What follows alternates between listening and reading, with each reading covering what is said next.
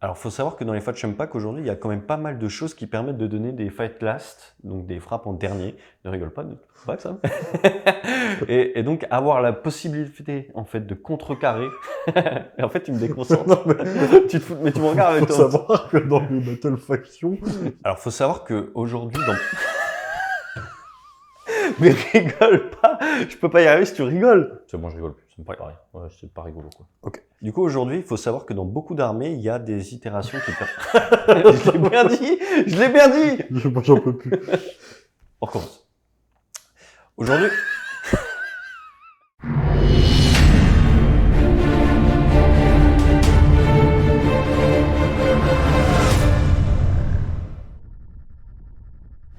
Salut, salut, et on se retrouve pour une toute nouvelle vidéo, un tout nouveau Faction Focus en compagnie de Jim, comme d'hab. Jim, le petit Cadacoin. Donc, avant de commencer cette vidéo, un immense merci à Games Workshop qui nous a permis de préparer l'ensemble des Faction Packs de ce lancement de D4, en Yes. commençant évidemment par, j'allais dire le fer de lance, je pense que c'est un mot qui est trop rentré dans mon vocabulaire, mais les Golden Boys d'Age of Sigmar, à savoir les Stormcast Eternal. Donc, c'est un Faction Focus qui va être assez particulier dans le sens où, contrairement au rapport de bataille de l'AV3, on n'a pas encore cette expérience sur ce nouveau système de jeu. Donc, on va essayer de faire une analyse la plus exhaustive possible. Néanmoins, on va se permettre d'avoir forcément quelques réserves vis-à-vis d'habilités qu'on n'a pas encore toutes eu l'occasion de tester sur table, puisque toi, tu as eu l'occasion de jouer SCE, mais il faut savoir qu'en V4, on a fait, je pense, beaucoup de parties Spearhead, mais un petit peu moins d'une dizaine de parties en jeu égal, et donc forcément, on n'a pas encore un regard exhaustif sur tout ça. Exactement. On attaque donc les règles. Alors, à noter, ça c'est quelque chose de générique sur les nouveaux Faction Pack de V4, aussi appelés les index. Les allégeances se résument maintenant désormais à, on va dire, une petite partie, c'est-à-dire que sur une page, vous avez l'ensemble des 4, alors c'est équivalent de sous-allégeances. Les traits de bataille sont également tous présents sur leur page de la même manière. Et après, vous allez avoir accès à un domaine de magie qui comprend en général 3 sorts, voire 2 domaines de magie pour certaines armées, un domaine de prière et un domaine de manifestation, qui sont en fait l'équivalent des sorts persistants auxquels peut avoir accès votre arme. On commence tout de suite avec les traits de bataille, mon petit Jim. On va commencer avec le premier qui s'utilise en phase de déploiement, qui s'appelle le Royaume Céleste. Annonce, s'il y a plus d'unités d'éternel de l'orage ami sur le champ de bataille et qu'il y en a placé en réserve, choisissez une unité d'éternel de l'orage ami qui n'a pas été déployée. Placez l'unité en réserve dans le Royaume Céleste, elle est à présent déployée. Exactement, bah, c'est comme avant, et d'ailleurs tu peux direct enchaîner avec la deuxième qui est en sous-phase mais qui est un peu la même chose. Exactement, en phase de mouvement, descendant de l'orage, choisissez une unité d'éternel de l'orage ami qui est dans le Royaume Céleste, placez l'unité choisie n'importe où sur le champ de bataille à plus de 9 des unités ennemies. Ouais, bah, c'est toujours aussi bon qu'avant, ça va permettre déjà de placer ces unités là où il faut, notamment pour les battles tactiques qu'on aura à faire, etc. À noter quand même que ce trait de bataille était avant attribué à une sous-partie des Stormcast Eternal, puisqu'on rappelle qu'on avait les Fils de l'Orage, si je dis pas de bêtises, qui avaient la capacité d'être en fait, et l'autre partie qui avait la capacité d'avoir des bonus au contrôle d'objectifs lorsque ces derniers étaient dans le territoire adverse, ou quelque chose comme ça. Exactement. Et On a maintenant jouer en allié Cos, etc. Exactement. On a également un troisième trait de bataille descendu des cieux. Choisissez comme cible une unité d'infanterie ou de cavalerie éternelle de l'orage ami n'étant pas unique, qui a commencé la bataille avec moins de 2 figurines et qui a été détruite. Effet, placez une unité de remplacement ayant la moitié du nombre de figurines de l'unité cible arrondie au supérieur à plus de 9 des unités ennemies. Exactement. Et ça en plus, alors à noter que c'est un ordre, ça arrive pas tout le temps dans les Faction Pack, mais là c'est un ordre, ça vous coûte 1 CP, et ça vous permet de ramener une unité, donc comme tu l'as dit, à moitié effectif. Ça marche sur les unités de cavalerie. On pense tout de suite au Dracote. Si on joue un pack par exemple de 4, et ben on peut ramener 2. Surtout que No Spoil, c'est une bonne unité, donc franchement c'est pas mal, c'est un peu amélioré. Ça existait avant sous forme d'Holy Command, on pouvait le faire une fois par partie quand on le choisissait. Bon voilà, là ils l'ont mis à une fois par game en ordre, et franchement c'est bien, on le perd pas. En plus en Stormcast on est assez élitiste, donc avoir du réassort d'unités qui peuvent revenir sur la table, surtout potentiellement 2 Dracotes, bah franchement ça fait plaisir. C'est clair, c'est excellent.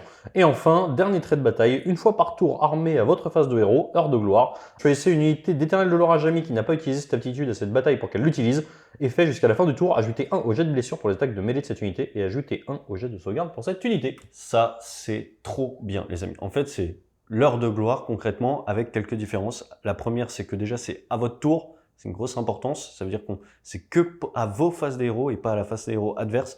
Donc on va l'utiliser principalement pour être offensif et non défensif, parce qu'avant on l'utilisait beaucoup pour avoir le plus un save, pour tanker sur un gros personnage, etc. Deuxième différence, c'est que c'est pas uniquement les personnages, donc du coup on peut le faire sur une unité de dragon, dracote, ce qu'on veut, et du coup en fait il faut garder ça à l'esprit, parce qu'on va pas le répéter à chaque fois, mais chaque profil, dès que ça touche à 3, hop, on regarde, on sait que ça peut toucher à 2. Et donc ça te permet de dire, ok, tu as 5 fois dans la partie où quand il y a une unité qui va devoir être impactante, bah, tu vas pouvoir la fiabiliser.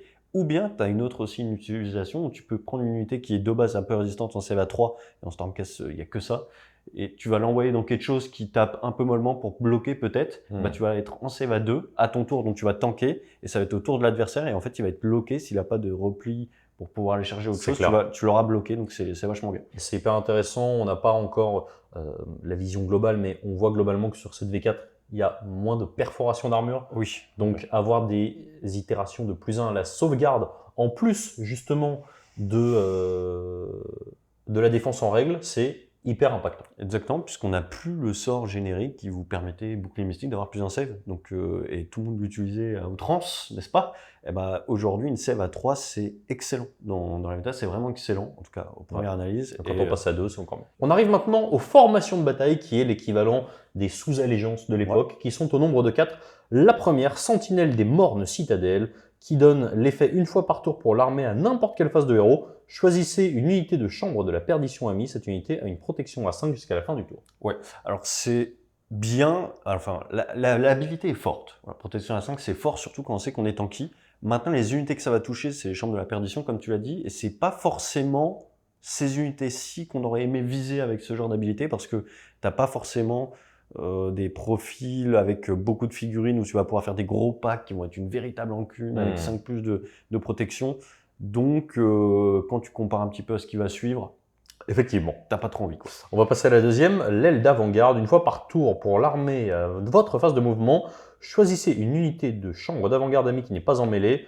Jetez un dé sur 3+, retirez l'unité du champ de bataille et replacez-la n'importe où sur le champ de bataille à plus de 9 des unités ennemies. Ouais, alors, plusieurs choses à dire dessus. Déjà, le 3+, embêtant. Le 3+, est embêtant parce qu'il n'est pas certain. Maintenant, l'habilité en elle-même est très forte, dans le sens où ça va toucher des unités qui, en fait, vont vous servir principalement pour faire des battles tactiques. C'est très intéressant. En Order, on en a une d'ailleurs générique qui demande à tous les BT de l'ordre, donc Stormcast en fait partie, d'avoir une unité déployée dans chaque quart à plus de 6 de chaque ennemi. C'est bien, mais le principal problème, c'est que là, je parle des battles tactiques, donc c'est cool, mais on l'annonce avant de faire ça. Bah, en fait, si tu choisis ta battle tactique et que derrière, bah, tu loupes ton 3+, bah, t'es un peu triste, quoi. Ouais. Et surtout que tu as quelque chose dans l'armée qui est beaucoup plus fiable pour les TP, et on en parlera plus tard, mais il y a plus fiable. C'est clair. On arrive maintenant au troisième, qui est l'Ost Orageux. Ajoutez 1 au jet de touche pour les attaques de mêlée des unités chambre des guerriers amis, tant qu'elles sont entièrement à 12 d'une ou plusieurs unités d'éternel de l'orage amis, n'étant pas des héros et n'ayant pas le mot-clé chambre des guerriers. Exactement. C'est un peu bizarre. Globalement, ce qu'il faut se dire, c'est que chambre des guerriers, c'est grosso modo tout ce qui va être piéton dur. Donc on retrouve les annihilators, on retrouve les libérators, on retrouve les vincitors, etc. etc. C'est tous un petit peu ce qui est piéton de base, on va dire.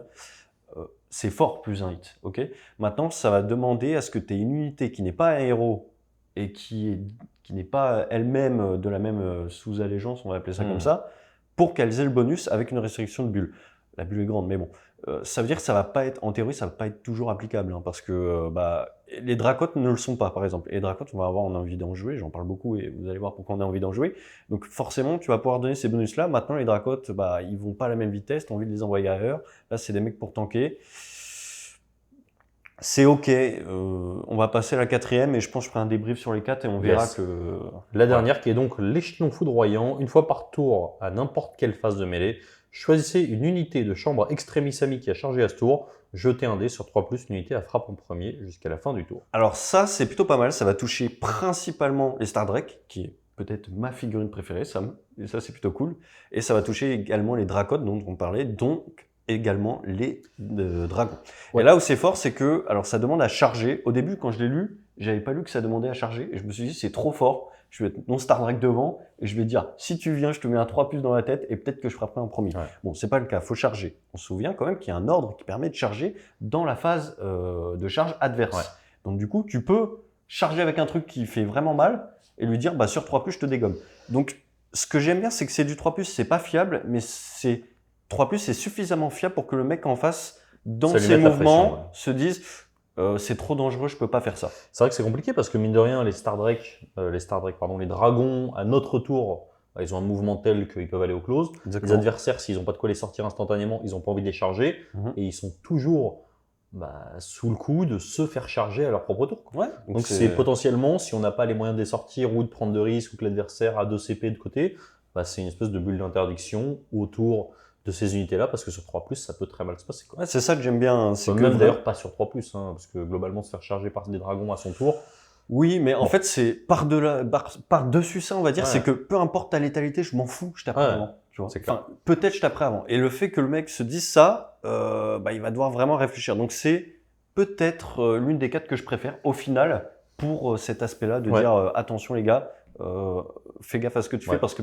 potentiellement je peux te pénaliser. Complètement, parce que à noter que c'est n'importe quelle phase de mêlée. Ouais. Voilà, et ça demande d'avoir chargé à ce tour, donc effectivement, c'est très fort. On va passer tout de suite aux traits héroïques qui sont Mhm. au nombre de 3. Le premier est un passif, fervent défenseur. Tant que cette unité conteste un objectif en territoire ami, ajoutez 3 au score de contrôle de toutes les unités d'éternel de l'orage ami contestant cet objectif. Ouais, alors on verra qu'il y a les libérateurs qui sont bons pour le contrôle d'objectifs quand on est chez soi. Le trait est bien. Pour l'instant, on n'a pas encore un recul énorme sur le score de scoring. Ouais. Donc c'est difficile de dire si c'est très bon, bon ou ok, parce que finalement on se rend pas. C'est un nouveau système, donc on se rend pas encore bien compte. Je suis pas sûr qu'on ait autant besoin d'avoir du score de scoring chez soi. Ouais. Voilà. Donc voyons les autres, mais pour l'instant je suis en middle, ça dépend, faut voir. C'est ça. Passif, le deuxième, choc et stupeur. Chaque fois qu'une unité d'éternel de l'orage ami est placée entièrement à 12 de cette unité en utilisant l'aptitude descendant de l'orage, soustrayez 1 au jet de touche pour les attaques qui ciblent l'unité d'éternel de l'orage ami jusqu'à la fin du round. Round. Donc ça a changé. Parce qu'avant, on avait quelque chose comme ça qui Ouais. permettait de le faire autour. C'était stupide, parce que du coup, fallait passer sa charge déjà. T'arrivais, fallait que tu charges à 9. C'était pas évident, et vous me connaissez, c'est loin d'être évident. Et après, c'était pour le dire, ouais, je te tape d'abord, potentiellement si t'envoies qu'une unité, et toi, t'auras -1. Bon, super. Là, au moins, c'est en mode j'arrive, et tout le round, t'auras -1. Ouais. C'est pas mal en vrai, hein, parce que quand tu commences à avoir de la 3+, -1 pour être touché, et le -1 fait mal aujourd'hui. Moi, je trouve qu'il fait encore plus mal sur certaines armées, hein, mais t'as beaucoup d'armées qui touchent à 4. Franchement, mettre -1, ça fait mal. Oui, ça puis fait en très plus, mal. ce qui est sympa, c'est que le héros qui est porteur de ça, il peut très bien être en FEP, donc on le place au bon moment là où on veut. Exactement. Donc en fait, c'est hyper intéressant. Tu peux faire un château bien résistant et dire, bah là, ce round-là, tu vas pas être très impactant. Ouais, c'est clair. Enfin, le dernier, messager des cieux, qui s'utilise à votre phase de héros. Si une unité amie a été détruite au tour précédent, choisissez comme cible une unité éternelle de l'orage amie visible entièrement à 12 de l'unité ayant lancé cette aptitude. La cible a une protection à 5 jusqu'au début de votre prochain tour. Ouais, j'aime bien. Alors, il y avait quelque chose qui était similaire avant, qui s'est exécuté, mais c'était la même chose, mais c'était avec les sauvegardes plus un save. Maintenant, c'est protection à 5. Avant, c'était bon, mais on l'utilisait pas trop parce qu'on avait d'autres traits qui étaient plutôt sympas. À noter d'ailleurs que c'est toujours qu'un trait, hein, ça n'a pas changé. Moi, je préfère celui d'avant parce qu'au moins, c'est tout le monde. C'est une bulle à 12. Là où, ça va, en fait, ça demande à ce que tu aies un truc qui meurt pour protéger autre chose. Ouais, c'est unité détruite au tour précédent, Voilà, donc potentiellement, bulle de si 12. on choisit de prendre un double tour, sauf à avoir perdu des unités à son tour, ce qui Ouais. en général, on évite. Je sais pas, je préfère celui d'avant, c'est simple. C'est T'arrives, clair. -1 hit, et c'est réglé. C'est clair. Surtout qu'en plus, on n'en a pas parlé, mais les ordres coûtent des points de commandement qui aujourd'hui sont chers. Ouais. Donc en fait, compenser un -1 à la touche, vous avez vu les nouveaux templates en fonction de la race, les nains, les elfes, les humains. Globalement, tout ce qui n'est pas extrêmement agile, type elfe, etc., touche pas forcément mieux que 4 en fait, hein. Les ordres. Donc, voilà. Donc en fait, on passe vite à 5. Et si on veut le compenser, ça coûte cher. On passe ensuite aux artefacts de pouvoir. Ouais. Le premier, une fois par bataille à la fin de n'importe quel tour, le pendentif du néant. Choisissez comme cible une unité ennemie en mêlée avec cette unité. Soustrayez 5 au score de contrôle de la cible jusqu'à la fin du tour. Ouais. Bon, même débat sur ce qu'on disait par rapport au contrôle. Ouais. Ça me semble quand même pas mal parce que du coup, enfin, il y a un monde, je veux dire, où tu envoies un petit mec, qui soustrait 5 et qui reprend l'objectif sans trop de difficulté. Maintenant, les objectifs sont aussi réduits. Hein. Et donc, quand tu as quelqu'un qui est posé dessus, généralement, si c'est pas trop mal démerdé, tu vas devoir l'engager, tu vas devoir taper. Donc, c'est pas à mettre sur un petit héros, c'est à mettre plutôt sur un mec qui va tanker. Et les mecs qui tankent, généralement, tapent plutôt bien. Donc, est-ce qu'ils sont pas déjà suffisants pour sortir? Et en plus, par exemple, un Star Trek qui compte pour 5, plus le fait qu'il va taper le truc devant, est-ce qu'il va pas déjà le reprendre? Je sais pas. On note également qu'on peut prendre qu'un seul artefact. Donc est-ce qu'on veut prendre celui-là alors que ça nous prive des deux autres? C'est plus comme avant, hein. Maintenant il y a un vrai choix. Donc voilà, ça se réfléchit, mais bon. Globalement, on n'est pas fan des effets une fois par bataille, de manière générale. Donc voilà. Le deuxième, une fois par bataille, n'importe quelle phase de mêlée, qui s'appelle le breuvage de vif argent. Cette unité, elle frappe en premier jusqu'à la fin du tour. Voilà, c'est mon préféré. Bah, c'est clair en fait, parce que frappe en premier. On parlait tout à l'heure de dire sur 3+, potentiellement, avec 2 PC en poche, je te fais une contre-charge, 3+, tu tapes pas, je tape avant et je te dégomme. Et là, c'est juste cash. Viens, peut-être que je déciderai de te dégommer. Bah, c'est trop bien. Parce que du coup, là, tu l'envoies, ton petit héros là devant, un héros tapeur, hein, un mec qui fait peur, tout devant. Et surtout que les portées d'engagement sont à 3 et que tout le monde tape à 3 maintenant. Donc on met derrière une ligne, le mec qui rentre là-dedans, frappe en premier, pouf, dégage. C'est clair. Franchement, c'est bien. Et ça vous permet aussi d'avoir 2 activations d'affilée. Exactement. Techniquement, et ça peut être assez sympathique. Le dernier, passif, bouclier miroir, donc le fameux Mirror Shield. Cette unité ne peut pas être ciblée par des attaques de tir, sauf si la figurine attaquante est à 9 pouces d'aile. Ouais, exactement. Bon, c'est pas mal. Maintenant, alors... Ça va dépendre du méta. Hein, ouais, exactement. Premier ressenti, j'ai pas l'impression que le tir soit incroyablement fort quand c'est pas la spécialité du Battle Tom en question. Donc, en fait, je préfère largement celui d'avant. En fait. Oui, puis en plus en Stormcast, on a quand même la possibilité de se déployer en fait, si on est trop menacé, etc. Disons qu'il y a des BT qui auraient été très heureux d'avoir ça. Je pense pas que Stormcast soit le BT qui ait absolument besoin de ça. Et puis t'es pas fragile, tu vois. C'est ça, exactement. On passe tout de suite au domaine de sorts. Ils sont donc au nombre de 3 et vous verrez de manière générique que dans tous les domaines de sorts, vous avez un sort avec le mot-clé Unlimited, ce qui veut dire qu'il peut être lancé un nombre infini de fois. Et 2 autres qui, de manière générique, se lancent une seule fois à la phase de héros. Donc le premier, qui est le sort illimité, qui s'appelle Salve d'éclair. Choisissez un sorcier éternel de l'orage ami pour lancer ce sort, puis choisissez comme cible l'unité ennemie visible la plus proche de lui et qui n'a pas déjà été choisie comme cible de cette aptitude à ce tour. Si plusieurs unités ennemies sont à égalité pour être la plus proche, vous pouvez choisir laquelle de ces unités est la cible.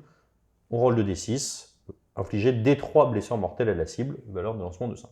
Ouais, alors pour argumenter les sorts, et ça sera pareil pour tous les battles qu'on va faire, à savoir qu'on ne pique plus, on ne choisit plus un sort pour l'attribuer à un sorcier en particulier. Donc tous les sorciers savent ça. Et franchement, avoir un sort qui n'a pas de portée, bah en fait, ça sera jamais nul. Tu n'as rien à faire, il n'y a pas les portées qu'il faut, prends des 3 BM à la première qui est la plus proche. C'est ça. Ça demande quand même d'être relativement éclaté parce qu'il faut que ça soit l'unité la plus proche et qu'elle n'ait pas déjà subi les 3 blessures mortelles. Voilà, ça demande du placement, maintenant on a de la fête. Exactement. Ça pourrait être fort, tu vois, si les sorciers Stormcast... enfin, Stormcast, du coup, t'es une armée d'élite, faut le garder en tête, faut pas l'oublier. T'as pas non plus 1000 sorciers, donc du coup, tu vas... Le côté unlimited où tu peux le lancer plein de fois, tu pourrais te dire c'est super fort, je pourrais lancer plein de BM sur la première qui arrive. Non, en vrai, t'auras des listes avec 2-3 sorciers max, et puis, mais vraiment max. Hein, surtout que globalement, de manière générique sur les listes, si vous ne faites pas rentrer un héros dans le bataillon d'un autre héros, vous avez maximum 5 héros, donc c'est déjà un de perdu par rapport à avant. Le deuxième, valeur de lancement de 6, le choc du tonnerre. Choisissez un sorcier éternel de l'orage ami pour lancer ce sort. On le lance sur une unité ennemie visible à 12. On soustrait 1 au jet de blessure pour les attaques de la cible jusqu'au début du prochain tour. Ouais, bon, on avait parlé du -1 hit. Maintenant, on parle d'un -1 bless. Bon, potentiellement, il y a des Death Star d'en face qui, quand elles vont être, on va dire, elles vont commencer leur tour, si elles ont éclater un truc, tu vois, tu as mis un petit écran devant, elles l'éclatent, elles sont à 12 de ton sorcier, petit PC, paf, je balance le sort au tour adverse, -1 bless, je viens d'arriver en faible, tu as -1 hit, bah passe un bon tour. Tu vois. Et je pense que, franchement, ce cut avec, surtout que les armées coûtent plus cher, donc on a moins, globalement, d'unités coup de poing qu'avant. Dans certaines armées, en tout cas, on a 2-3 menaces par armée, globalement. Quand tu commences à dire à une menace que potentiellement ce qui est en face de toi, si tu le charges, j'ai potentiellement fight first, t'as -1 hit, t'as -1 bless, qu'est-ce qu'il va faire de ces trucs, tu vois? On passe au troisième qui est la chute d'étoiles, valeur de lancement de 7. On choisit un sorcier éternel de l'orage ami pour lancer ce sort. On prend une unité d'infanterie ou de cavalerie ennemie à 18 pouces. Effet, jusqu'au début de votre prochain tour, soustrayez 1 au nombre de dés jetés pour les jets de charge pour la cible, jusqu'à un minimum de 1. C'est bien aussi, hein. C'est pas mal. Extrêmement fort. Ça fait... Alors, je vous laisse deviner, hein, vous lancez des charges avec 2 dés, donc -1, bah, ça fait plus qu'un dé. Ouais, c'est violent. Ouais, surtout qu'en fait, ce qu'il faut bien avoir en tête, c'est que on a une capacité à faire le redéploiement maintenant à la fin de la phase de mouvement adverse. Exactement. Ce qui veut dire que votre adversaire va avoir tout bougé. Et vous allez arriver à la fin, vous allez bouger de D6. Parce qu'en fait, il y a un monde où il n'est même pas à 6 de vous. Donc ça va être compliqué. On passe maintenant au domaine de prière. Donc les prières, vous allez le voir de manière générique maintenant, vous avez un effet sur la valeur de lancement de la prière. Donc pour rappel, les prières se lancent à 1 dé et vous avez un effet bonus avec une valeur de lancement qui en général dépasse 6 ou 7. Et donc il y a une mécanique qui vous permet de mettre de côté des points de prière, etc. en décidant de ne pas les lancer en fonction de la valeur de votre jet de dés. On passe à la première, la prière illimitée, Orage guérisseur. Choisissez un prêtre éternel de l'orage ami pour réciter cette prière. Choisissez comme cible une unité d'éternel de l'orage ami visible entièrement à 12. On jette un D6, on soigne de D3 la cible. Si la valeur de lancement était 8 ou plus, on soigne de D3 chaque unité entièrement à 12 et visible du prêtre. Ouais, bah c'est bon hein, de soigner des mecs qui sont déjà tanky, qui ont en général 2 PV minimum hein, dans l'armée, voire 3, voire 4, etc. Bah, franchement, c'est bon, vous êtes content quand même de pouvoir, en plus en bulle, parce que vous pouvez garder un dé de prière. Hein. D'ailleurs, vous pouvez même lancer dans le tour adverse pour avoir un dé supplémentaire. Décidez de ne pas lancer la prière pour un PC évidemment, et à votre tour, lancer cette prière pour soigner vos unités en bulle, parce que vous voulez crit l'effet plus, sachant que 8 c'est pas énorme, hein, pour un effet crit, il y en a à 10 largement. Bah, c'est bon quoi en fait. Tu soignes du multi-PV, c'est toujours bon. Du multi-PV, de la save à 2 ou 3. La save à 2 ou 3, ouais. C'est intéressant. Bon. La deuxième, donc ça c'était la prière illimitée. La deuxième qui est la bénédiction des armes, valeur de lancement de 6. Choisissez un prêtre éternel de l'orage ami, on cible une unité d'infanterie d'éternel de l'orage entièrement à 12. On ajoute 1 à la caractéristique d'attaque des armes de mêlée de la cible jusqu'au début du prochain tour. Et si on fait 12 ou plus, c'est toutes les unités éternelles de l'orage ami entièrement à 12 du prêtre. Il y a plein d'unités d'infanterie qui sont fortes, on pense aux gros marteaux, qui sont peu nombreux, mais à qui t'es bien content de donner une attaque en plus parce qu'ils sont dégâts à 3, hein, donc ça commence à être fort. Et puis généralement, quand tu vas pour le crit et faire ça en bulle et que tu vas tout envoyer, ça va faire quand même super mal. De toute façon, plus une attaque, je suis pas sûr qu'elle a besoin de énormément développer pour dire que c'est très bon. Oui, en fait, ce qui est assez intéressant, c'est que, mine de rien, on a des prêtres qui avancent, qui vont être en soutien des unités d'infanterie et qui vont être envoyés au corps à corps, des Ionus ou ce genre de bonhomme. Donc en fait, même la bulle de 12 va être maintenue assez loin, donc c'est hyper intéressant. Ensuite, la translocation. Choisissez un prêtre éternel de l'orage ami pour lancer cette prière. On prend une unité entièrement à 12 de lui, et en fait, on va la setup à 9 sur la table. Et si on fait 8 ou plus, puisque là c'était valeur de lancement de 4, on soustrait 1 au jet de touche pour les attaques qui ciblent l'unité ennemie remplacée jusqu'à la fin du round de bataille. Ouais, bah c'est j'ai envie de dire c'est vraiment de loin la meilleure en vrai. Parce que on s'est rendu compte en jouant que c'était très fort de pouvoir TP une unité en phase de héros adverse. Parce que en fait, tu prends l'unité, tu balances ta prière, elle est plus là. Donc le mec, il a peut-être pensé à des battles tactiques pour faire sur cette unité, etc. Et toi, tu la mets en sécurité. Donc ça te permet d'envoyer un truc qui fait mal. Par exemple, les gros marteaux, Stormcast, les annihilateurs avec gros marteaux. La re-TP à un autre endroit parce que ça bouge que de 4 pour pas perdre de la mobilité, la renvoyer potentiellement parce que c'était un autre prêtre, comme c'est plus des prières. Les prières, c'est comme les sorts, hein, c'est pas attribué. Hein. Tous les prêtres peuvent lancer n'importe quelle prière.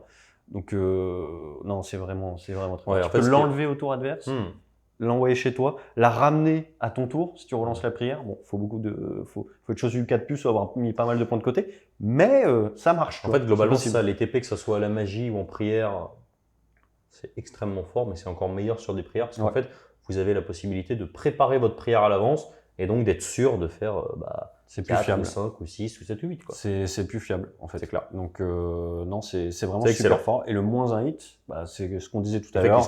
C'est super bon. Donc, prenez-le. On va tout de suite passer aux unités, les différents War Scrolls de cette allégeance de Stormcast. On va commencer par la première, l'emblématique, l'étalon de l'armée, voire même du jeu pendant un moment. Les Libérators. Les Libérators, c'est un mouvement de 5, save à 3, 2 points de vie, score de contrôle de 1, avec un passif, solide défenseur, ajoutez 3 au score de contrôle de cette unité tant qu'elle conteste un objectif entièrement en territoire ami. Et du classique au niveau des armes de mêlée, avec du crit mortel sur toutes les armes. Ouais, et du dégât 2 quand même, avec les gros marteaux, c'est pas si mal d'en retrouver.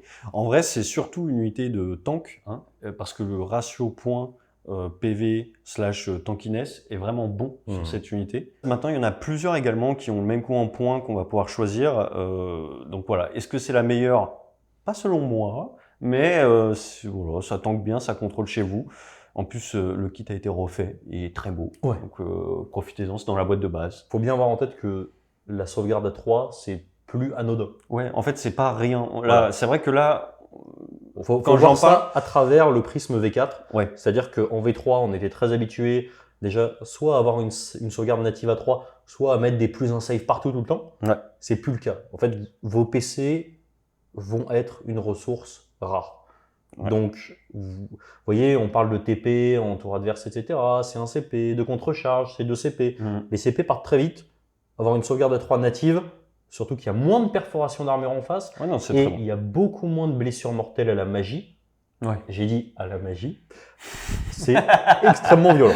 Alors, c'est pas forcément appuyé pour cette review parce que tous les Stormcast sont en save à 3, ce qui est excellent dans l'armée. Et c'est d'ailleurs l'un des critères qui fait que l'armée est vraiment bonne, selon moi, parce que la save à 3 est excellente aujourd'hui.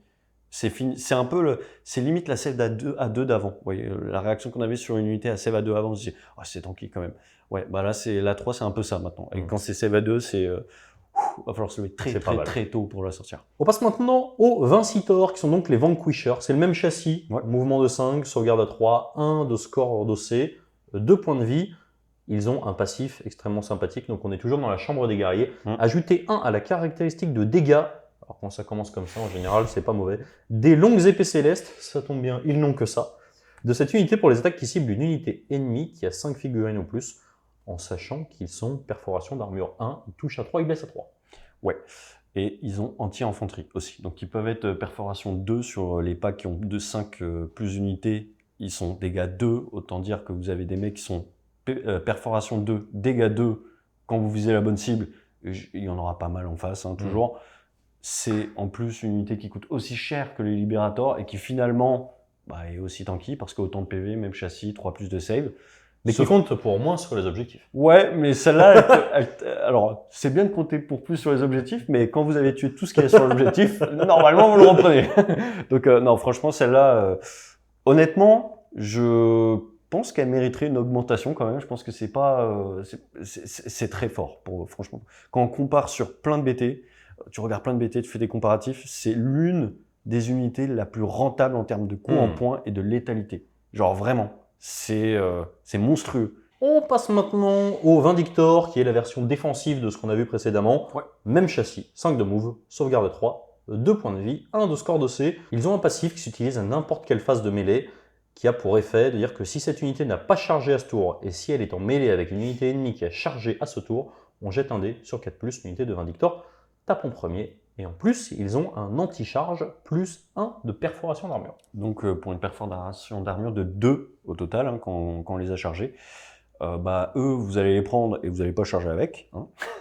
Et c'est en tout point meilleur quand même que les Libérators, sauf sur le contrôle.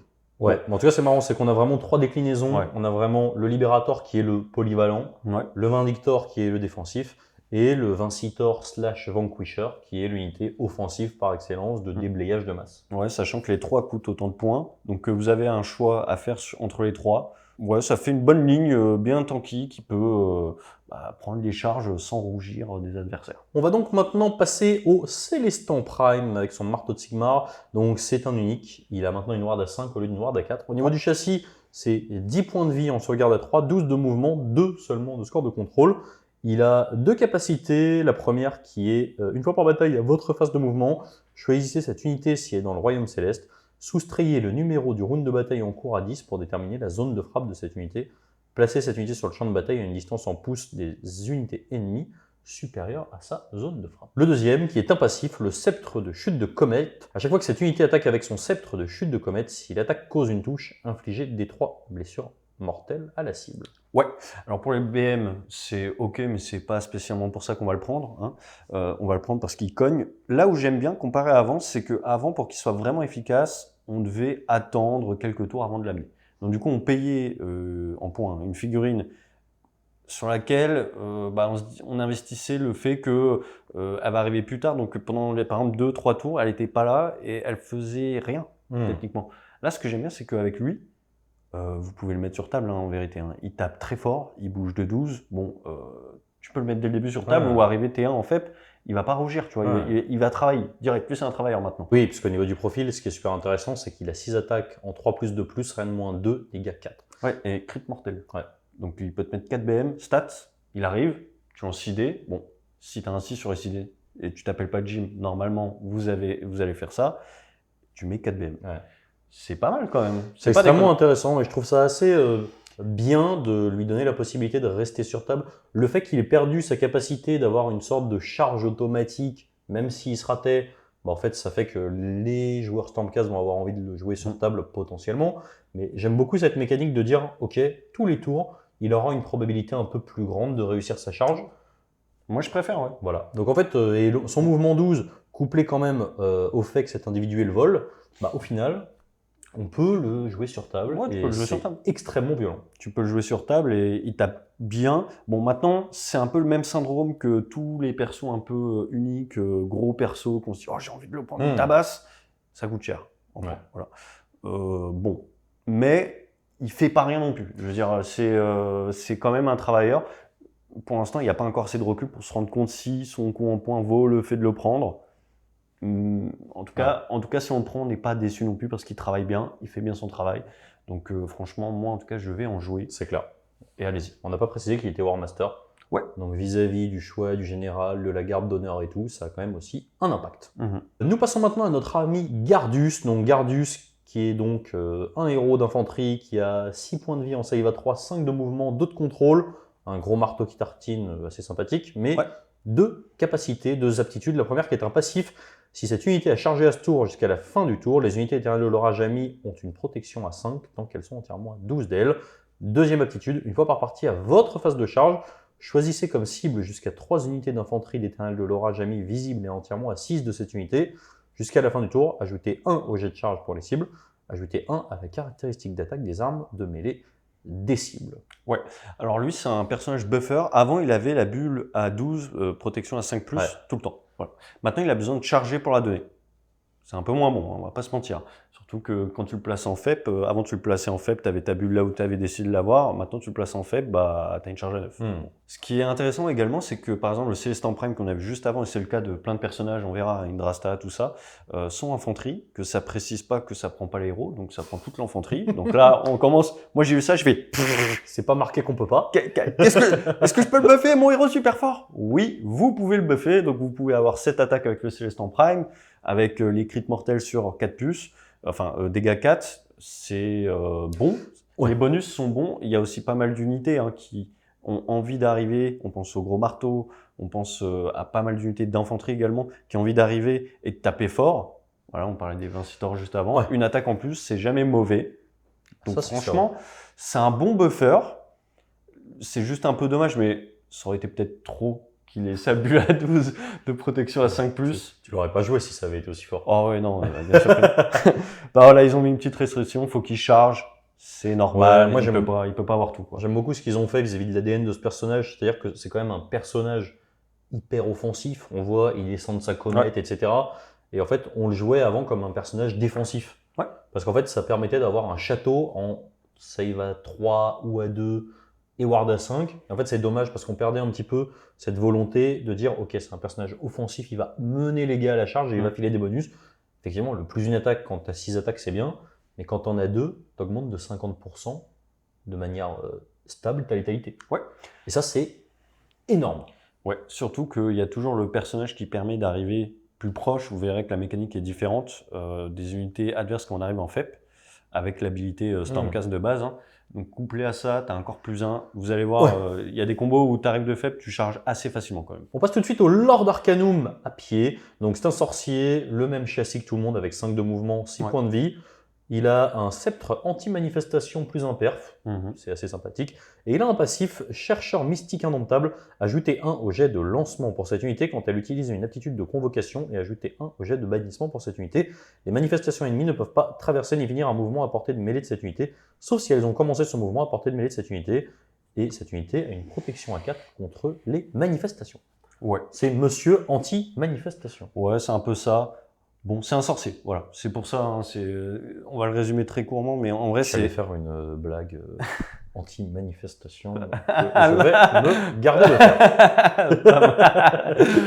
Non, mais oui, c'est un sorcier. C'est ça qui fait qu'on va le prendre. Si on le prend, c'est parce que c'est un sorcier, parce qu'il va nous permettre de lancer les sorts, etc. à moindre prix par rapport à des sorciers qui coûtent plus cher. Prondis, tout ça, on pense aux sorciers qui coûtent beaucoup plus cher. Bon, voilà. C'est pour ça qu'on Tu viens vraiment de comparer le Lord Arcanum avec Prondis. Donc voilà, on le prend parce que c'est un sorcier et pas pour quelque chose de plus. Ouais, c'est quand même un sorcier, on sait, il va 3, piéton, c'est... Oui, c'est pas dégueulasse, mais... À l'échelle du jeu, c'est énorme. Non, mais à l'échelle du jeu, c'est énorme, mais on va pas le redire les Stormcast, mec, c'est l'élite. On est en CVA3, on va pas à chaque fois s'en vanter. Nous passons maintenant au Chevalier Draconis, donc c'est le héros Ouais. sur son dragon. Mhm. Donc châssis, mouvement de 12, 5 de score de contrôle, Ouais. Sympathique. Sauvegarde à 3, santé 11, donc 11 points de vie. Il a 3 aptitudes. La première qui est une réaction lorsque l'adversaire a annoncé une aptitude de sort. Si cette unité ou une unité de garde Dracora jamais entièrement à 12 d'elle a été choisie comme cible du sort, on jette un dé sur 4+, on ignore l'effet du sort. Donc ça c'est classique, on l'avait déjà. Ce qu'il avait avant. Deuxième, qui est un passif de la chambre extremis, chaque fois que vous faites un jet de sauvegarde non modifié de 6 pour une attaque de mêlée qui cible cette unité, infligez un dégât mortel à l'unité attaquante après que l'aptitude de corps à corps a été résolue. Donc ça, à l'époque, c'était un sort qui s'appelait l'Halo Azerite, je crois, si je ne dis pas de bêtises. Ouais, c'est ça. Et en fait, c'est passé sur pas mal de profils, comme ça on vous le lira pas à chaque fois, vous le saurez, mais c'est passé sur pas mal de profils typés dragon, etc. Ouais, la chambre extremis, quoi. Voilà, la chambre extremis. Exactement. Tu suis, c'est normal, c'est le nom de l'aptitude. Et le dernier effet, qui est une fois par tour pour l'armée, n'importe quelle phase de mêlée, la colère des draconites. Choisissez comme cible une unité de garde Dracora jamais à portée de mêlée de cette unité, jetez un dé sur 2+, ajoutez 1 à la caractéristique d'attaque des cerfs et crocs draconiques du chevalier Draconis et de la cible jusqu'à la fin du tour. Au niveau du profil de corps à corps, il a des attaques reine -2, dégâts 2, et il y en a quand même 9, donc c'est pas mal, ouais. Avant le bonus. Et deuxièmement, il a une arme de tir, portée 10, reine -2, dégâts 1. Ouais. Tir en mêlée. Ouais, on va préciser plusieurs choses sur ce profil. Il a pas mal changé, mine de rien. Déjà, vous le voyez, vous le découvrez avec ce profil, les dragons ne font plus des BM hein, comme ils faisaient avant. On aimait bien qu'ils fassent des BM avant. Non, pas du tout. On n'aimait pas du tout. Ah, bah, voilà. Ils n'en font plus, ils ont un profil de tir qui n'est pas non plus des plus violents. C'est pour ça que je dis que le tir, et ça se montre déjà pour commencer hein, sur ce BT, mais vous le verrez dans d'autres, est moins incroyable. Bon, voilà. Donc on les prendra plus pour le tir. Si c'était pour ça que vous les prenez, vous les prendrez plus pour ça. De plus, les dragons maintenant ils touchent à 4 parce que c'est des compagnons. Ce n'est pas améliorable par beaucoup d'effets dans le jeu, hein, même aucun effet, à part All Out Attack forcément, et ce que lui propose, c'est-à-dire de rajouter une attaque parce qu'il précise l'arme en question, c'est-à-dire c'est l'arme des dragons compagnons. Ok. Maintenant, des dragons, vous n'allez pas en jouer énormément. Hein. Ça a un certain coût en points. Voilà, si vous en jouez 2, voire un pack de 4 maximum, mais je pense qu'on en verra moins, hein, no spoil. Donc déjà, si vous en jouez 2 plus lui, en réalité, cette habilité sur 2+, vous avez ajouté 3 attaques qui touchent à 4. C'est pas la folie quand on se rend compte de ça, tu vois, c'est pas incroyable ça. Hein. Donc bon, moi, et puis je suis un peu déçu. Pour tout vous avez, je suis un peu déçu des dragons. Quand on a 15, tu peux être déçu, quoi. Bah, pour la petite histoire, j'en ai donné pas mal. Donc, en fait, ça va mieux. Mais ouais, je suis un peu déçu des dragons. Je trouve ça globalement moins bon. Et ça coûte toujours cher en points. Donc, je préférais Dracotte, tu vois. Voilà. Donc lui, personnellement, bon, pour l'instant, à part s'il baisse en points, on verra. À la limite, il a du mouvement, mais c'est pareil, t'as d'autres personnages qui sont mieux. Ouais, je suis un peu déçu, quoi. On passe maintenant au Knight Judicator, qu'on a beaucoup trop vu dans les listes Ionus Shootcast. Coucou à mes amis qui m'ont tiré dessus avec ma fantastique liste Soulblight pendant plusieurs FTC. Au niveau du châssis, 6 de move, 6 PV, ça y va 3. D'autres contrôles, il a maintenant gagné un tir, qui est en 3-3, reine -2, dégâts 3. Mais il est passé de 30 de portée à 18. C'est pas anodin du tout, vous n'avez plus la pression à l'autre bout de la table. C'est ça. Voilà. Il a perdu sa comète au passage, une fois par partie, qui lui permettait de mettre des blessures mortelles qu'on n'aimait pas trop. Il a un passif qui est maintenant les Griff Dogs qui sont devenus des tokens. Un petit peu à l'image des Reaper Dactyl, si vous avez connu ça à l'époque avec les crapauds qu'on plaçait à côté des unités ennemies. Grosso modo, ce que ça vous dit, c'est que à votre phase de mouvement, vous allez commencer la partie avec 2 Griff Dogs, vous allez jeter un dé. Si vous faites 1, vous retirez un Griff Dog. Si vous faites 2 ou plus, vous pouvez choisir une unité ennemie entièrement, enfin à 12 d'elle, mettre le Griff Dog à côté, et lorsque votre Knight Judicator va tirer dessus, il va avoir +1 touché blesse. Si l'unité ennemie est tuée alors que le Knight Judicator est encore sur la table, on rapatrie les tokens, et on les remet à côté pour les redistribuer plus tard. Alors l'unité a beaucoup changé, c'est pas la même utilisation qu'avant, c'est surtout ça qu'il faut retenir. Avant, on le mettait en fond de cours, on tirait et on tirait sur des cibles qui étaient très longs, à 30, pour faire pas mal de dégâts. Bon, ok, pourquoi pas, mais on était caché dans le fond. Aujourd'hui, on va plus avoir envie de le FEP, ok, de mettre son petit token de griffon dessus, hein, sur la cible qu'on va vouloir tuer, et de tirer dessus parce que bah, forcément, comme on n'aura fait pas 9, En 2-2, c'est bien. on sera à 12. Et en 2-2 avec 3 attaques, dégâts 3, bon, pour un petit gars, tu vois, qui tire, c'est quand même pas si mauvais que ça. Hein. On n'oublie pas également que, en plus de ça, on peut le cibler pour le TP également, cet homme-ci avec la prière. Hein. Donc, on peut aller chercher des trucs loin. Il peut être vite embêtant avec ses 3 dégâts. C'est pas le plus fort des persos, hein, mais c'est quand même pas si mal que ça. C'est une autre utilisation. On remarquera également que sur tous les personnages qui avaient un petit griffon à côté, ce qui était assez embêtant parce qu'il y avait beaucoup de gens qui les jouaient pas, les avaient oubliés ou quoi aux caisses. Aujourd'hui, c'est des tokens. Voilà. Pour la plupart des personnages comme ça, pour tous en vérité, toujours le petit griffon qui a accompagné le personnage, c'est devenu un token et ça a donné une sorte d'effet comme ça qui proc. À noter quand même que je trouve ça bien d'avoir arrêté ces unités qui en fait comptaient pour une pause et ramener 2 unités différentes. Surtout que les Griffons, c'était loin d'être anecdotique. Ouais. À chaque fois que vous descendiez de FEP, pour la première fois, vous vous faisiez canarder. Et donc, en fait, c'était l'enfer. Il y avait beaucoup d'abus parce qu'en plus, ça nous permettait de tirer je ne sais pas combien de fois en fonction du nombre de Griffons desquels on était apporté, etc. Bon, c'est bien d'avoir. Il y a une volonté, je cite, de la part de Games, de streamliner le jeu. Je trouve ça bien de dire, ok, on a une unité. En fait, une unité, c'est une unité. Voilà. Et puis ça, avant, c'était quand même une unité de 2 Griff Dog qui allait faire des battles tactiques. C'était pas non plus très sensé, quoi. Ouais. Bon, voilà. Au moins, c'est réglé, c'est réparé. On passe maintenant au Chevalier Questor, autrement appelé le Knight Questor. Châssis de base, 2 Stormcast, bouche de 5, save à 3, 6 points de vie, 2 dossés. C'est un personnage anti-héros crit mortel, donc quand même assez sympathique. Il a une réaction à utiliser lorsqu'on a utilisé une aptitude de corps à corps pour cette unité. Vous pouvez choisir une unité de Questor à portée d'engagement qui va pouvoir elle-même utiliser une aptitude de corps à corps. Autrement dit, vous allez pouvoir taper avec 2 unités à la suite. La deuxième, une fois par bataille à la phase de déploiement, choisissez un objectif entièrement hors du territoire ami. Cet objectif est considéré comme un objectif de quête, qui se couple avec le dernier passif. Tant que cette unité conteste un objectif qui est un objet de quête, ajoutez 3 à son score de contrôle et on a également une protection à 5+. Ouais, c'est pas mal, ça fait un petit personnage qui a donc un score de contrôle de 5, donc comme un monstre. Ça a été un peu lissé d'ailleurs, il y a beaucoup de monstres aujourd'hui qui comptent pour 5, cas général, c'est pas toujours vrai, mais généralement c'est ça. Un petit mec qui compte pour 5, c'est pas mal, tu peux peut-être reprendre un objectif en ayant ça. Le fait de taper, l'habilité qui permet de taper avec ses copains sont plutôt bons. Hein. C'est plutôt une bonne unité, donc why not, pourquoi pas. C'est une habilité qu'on va retrouver dans plein de BT maintenant, ça a été assez lissé, on l'a vu arriver en fin V3, c'est quelque chose qui est un peu plus classique. Je l'aime surtout pour le contrôle, et choisir une unité de quête, ça fait quand même 6 PV en 3+, protection à 5, ça peut être chiant, il y a certaines armées, ça fait chier d'envoyer un truc un peu fort pour sortir juste un personnage, parce qu'il a ce genre de protection, et qui compte fort sur les objectifs. Donc voilà.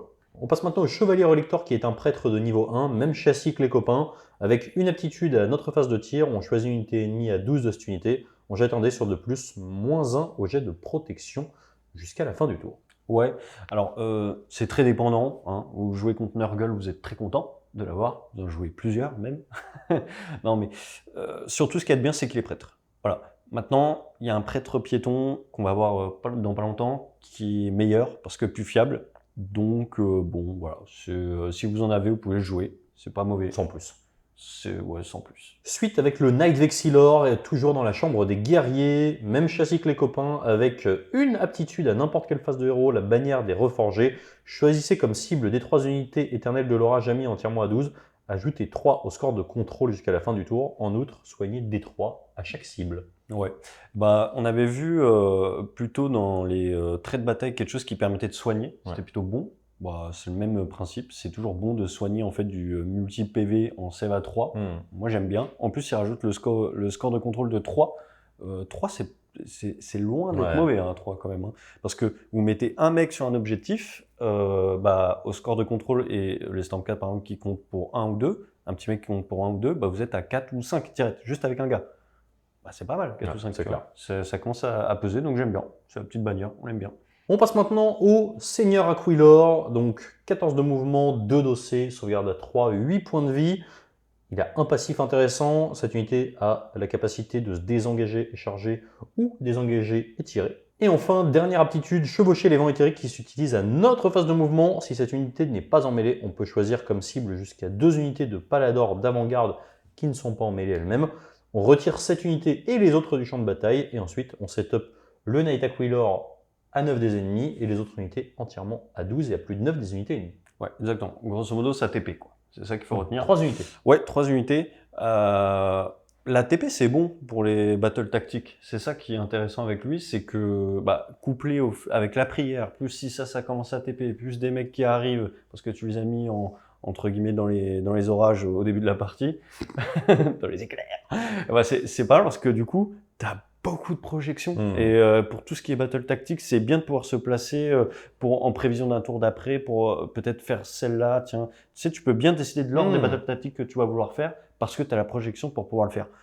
C'est pour ça que j'aime bien. C'est pas son profil d'attaque, c'est pas tout le reste, c'est parce qu'il TP. Voilà. On arrive maintenant au Lord Célestant qui a le même châssis que les copains, qui a quasiment le même châssis d'attaque que les copains en crit bless auto, donc ça peut être quand même assez cool. Ouais. Il a une aptitude en corps à corps. Lorsqu'il a tapé, c'est une réaction. Il peut choisir unité infanterie non héros à portée d'engagement chambre des guerriers qui va pouvoir taper dans la foulée avec un +1 à la blesse. Exactement. Alors, en vrai, il y a un truc qu'il faut voir, c'est qu'on se rappelle qu'une fois par tour, on peut choisir une unité pour qu'elle ait +1 bless. Donc, lui, il fait un peu répétitif, sachant qu'il coûte son prix en points, et du coup, tu as peut-être envie de placer un autre héros. On est sur une armée d'élite. Un bonus même qui est très fort, hein, mais un bonus qui est en plus circonstanciel parce que ça demande une unité infanterie, chambre, etc. A3 de lui, du coup, faut l'envoyer, il n'est pas forcément rapide.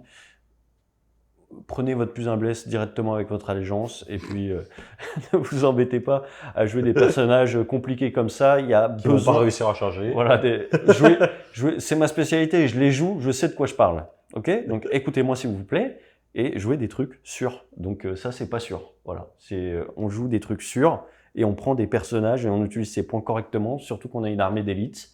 Et ben lui, c'est non. Voilà. On arrive maintenant au Lord Célestant sur Dracotte. Dracotte. 8 points de vie, 10 de mouvement, 3 de sauvegarde, 2 dossés. Il a le passif classique de la chambre extrémiste et il a une réaction qui lui permet de faire taper, après avoir tapé, une unité de cavalerie de la chambre extrémiste. Exactement. Disons que c'est un seigneur célestant sur Dracotte, il va avoir tendance à faire taper les pas seigneurs célestants sur Dracotte. À noter qu'il a perdu, les Dracottes ont l'air d'avoir perdu leur BM au tir. Exactement comme les dragons. Voilà. Par contre, grosse massue au close. Ouais, voilà. Bon, les Dracottes, c'est la cavalerie lourde qui défonce au cac. Voilà, c'est leur chef. Maintenant, il rajoute pas des bonus non plus incroyables. Hein. Il va faire taper. Alors, là où ça peut être pas mal, une vision. Comme il fait taper les copains juste après lui. Et imaginons qu'on lui mette l'artefact qui fait taper sur 3+ une fois par partie, pas sur 3+ d'ailleurs directement, qui fait fight first, donc frappe en premier. Et ben, dans la logique, il pourrait taper en premier et faire directement taper les copains derrière. Voilà. Et ensuite activer. Voilà. Donc ça fait quand même 3 activations d'affilée. Voilà.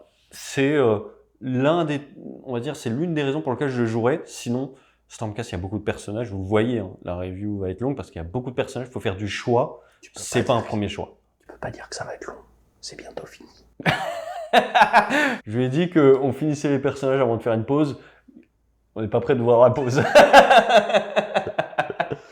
Suivant. Nous attaquons donc l'ami Bastian Cartalos. Ouais. Autrement appelé l'énorme meuleuse des contrées de la V3. Save à 3, 5 de move, 2 dossés, 8 points de vie, c'est pas mal pour un petit piéton. Il a un profil de close style Bastian, hein, 4 attaques en 3-2, moins 2-4. Tout à fait logique, quasiment Galmaras dans les mains. Et qui stick crit blessure auto d'ailleurs. Sur 6 si vous pas mal. auto. Au niveau du passif, la voix du tonnerre, chaque fois qu'une unité éternelle de l'orage ami entièrement à 12 de cette unité utilise l'ordre attaque en règle, aucun point n'est dépensé.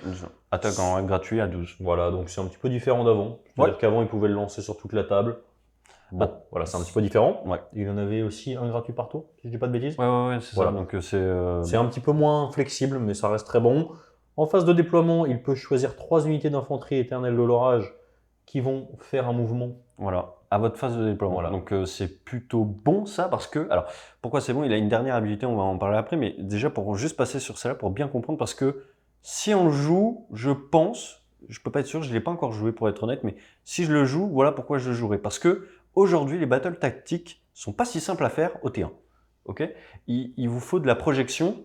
Et en plus de ça, il y en a même une hein, sur les bords où il faut pas que vous TPiez. Donc voilà, faut pas faire de TP. Et en Stormcast, on a beaucoup de TP. Donc quand tu es lent, tu fais pas de TP, c'est pas toujours évident d'aller la faire, cette battle tactique sur les bords, ok. Et du coup, tu es content d'avoir un entre guillemets double move parce que tu fais un pré-move. Et c'est pour ça que je le prendrais, pour te dire, ok, je le prends, il coûte un peu cher parce que c'est comme le Lord de Célestin Prime, hein, c'est cher, voilà, c'est des personnages qui coûtent cher, qui meulent, mais qui coûtent très cher. Mais, bon, voilà, c'est cher quoi en points. Je crois que tu nous as pas parlé de son coût en points. Ouais, c'est cher. Donc bon, si on le prend, c'est un coup, mais au moins on sait que si on rentre une battle tactique pour son coût en points, franchement, ça se réfléchit. En plus, tu peux envoyer quand même des unités assez tanky en avant et sortir un petit peu de ta zone. Donc commencer un peu à repousser ton adversaire avec un vrai mur de Spartiate. Ouais. Et il reste des gars 4, donc il faut le respecter. Ouais, puis après, il a son manteau du premier orage. Grosso modo, ce que ça dit, c'est qu'à la fin de n'importe quel tour, si vous avez tué une figurine, vous vous soignez de 4. Il soigne plus full comme avant. Non. Et il a perdu son aptitude de mettre des blessures mortelles dépendamment du nombre de points de vie. Ouais. Dernière précision, il passe d'une protection à 4 à une protection à 5. Ouais, d'ailleurs, je sais pas si on l'a dit, mais le Célestin Prime, c'était pareil. On l'a dit. Donc voilà, globalement, tous les personnages qui avaient de toute façon protection à 4 sont passés à 5. Ouais. Bon. Voilà, on a tout dit sur lui en vérité. Hein. Si vous le prenez, c'est un bon certainement perso. pour cette battle tactique. Moi, je l'aime bien, franchement, je le trouve. En fait, je trouve que comme il te permet de scorer potentiellement des points qui sont pas si évidents à faire au T1, et ben en fait, il se réfléchit vraiment parce qu'au moins tu dis, ok, T1, je peux le faire parce qu'il n'y a pas beaucoup de tactiques à faire au T1. Sans cavalerie, ouais. Si l'adversaire veut te refuser des battles tactiques, il va pouvoir le faire quoi. Et la cavalerie coûte cher, t'as pas envie forcément d'envoyer des dracotes sur le côté, là où ils vont pas servir à grand chose possiblement. Donc tu vois, t'as envie de les avoir bien au centre et de faire un tout droit. Exactement. Nous passons donc maintenant au Lord Imperaton, qui était le petit bonhomme qui vous faisait faire des faits à 7. Exactement. Ce qui veut dire en fait à l'époque c'était l'équivalent d'un +2. Enfin, pas vraiment puisqu'on pouvait du coup aller plus loin, etc. Mais bon, vous avez compris l'idée.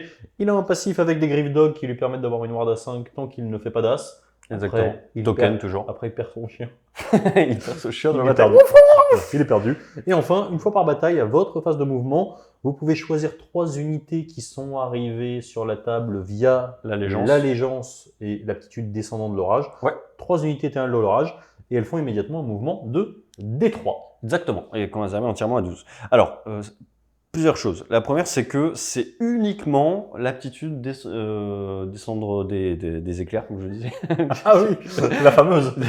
Descendant de l'orage. C'est uniquement l'aptitude générale de l'armée et ça ne marche pas si vous avez un quelconque moyen de faire une TP. Translocation, quoi. Translocation, pensez à la prière. Ça ne marche pas avec ça. Ok, c'est important de l'avoir en compte. Bon, D3, le problème, c'est que c'est pas fiable.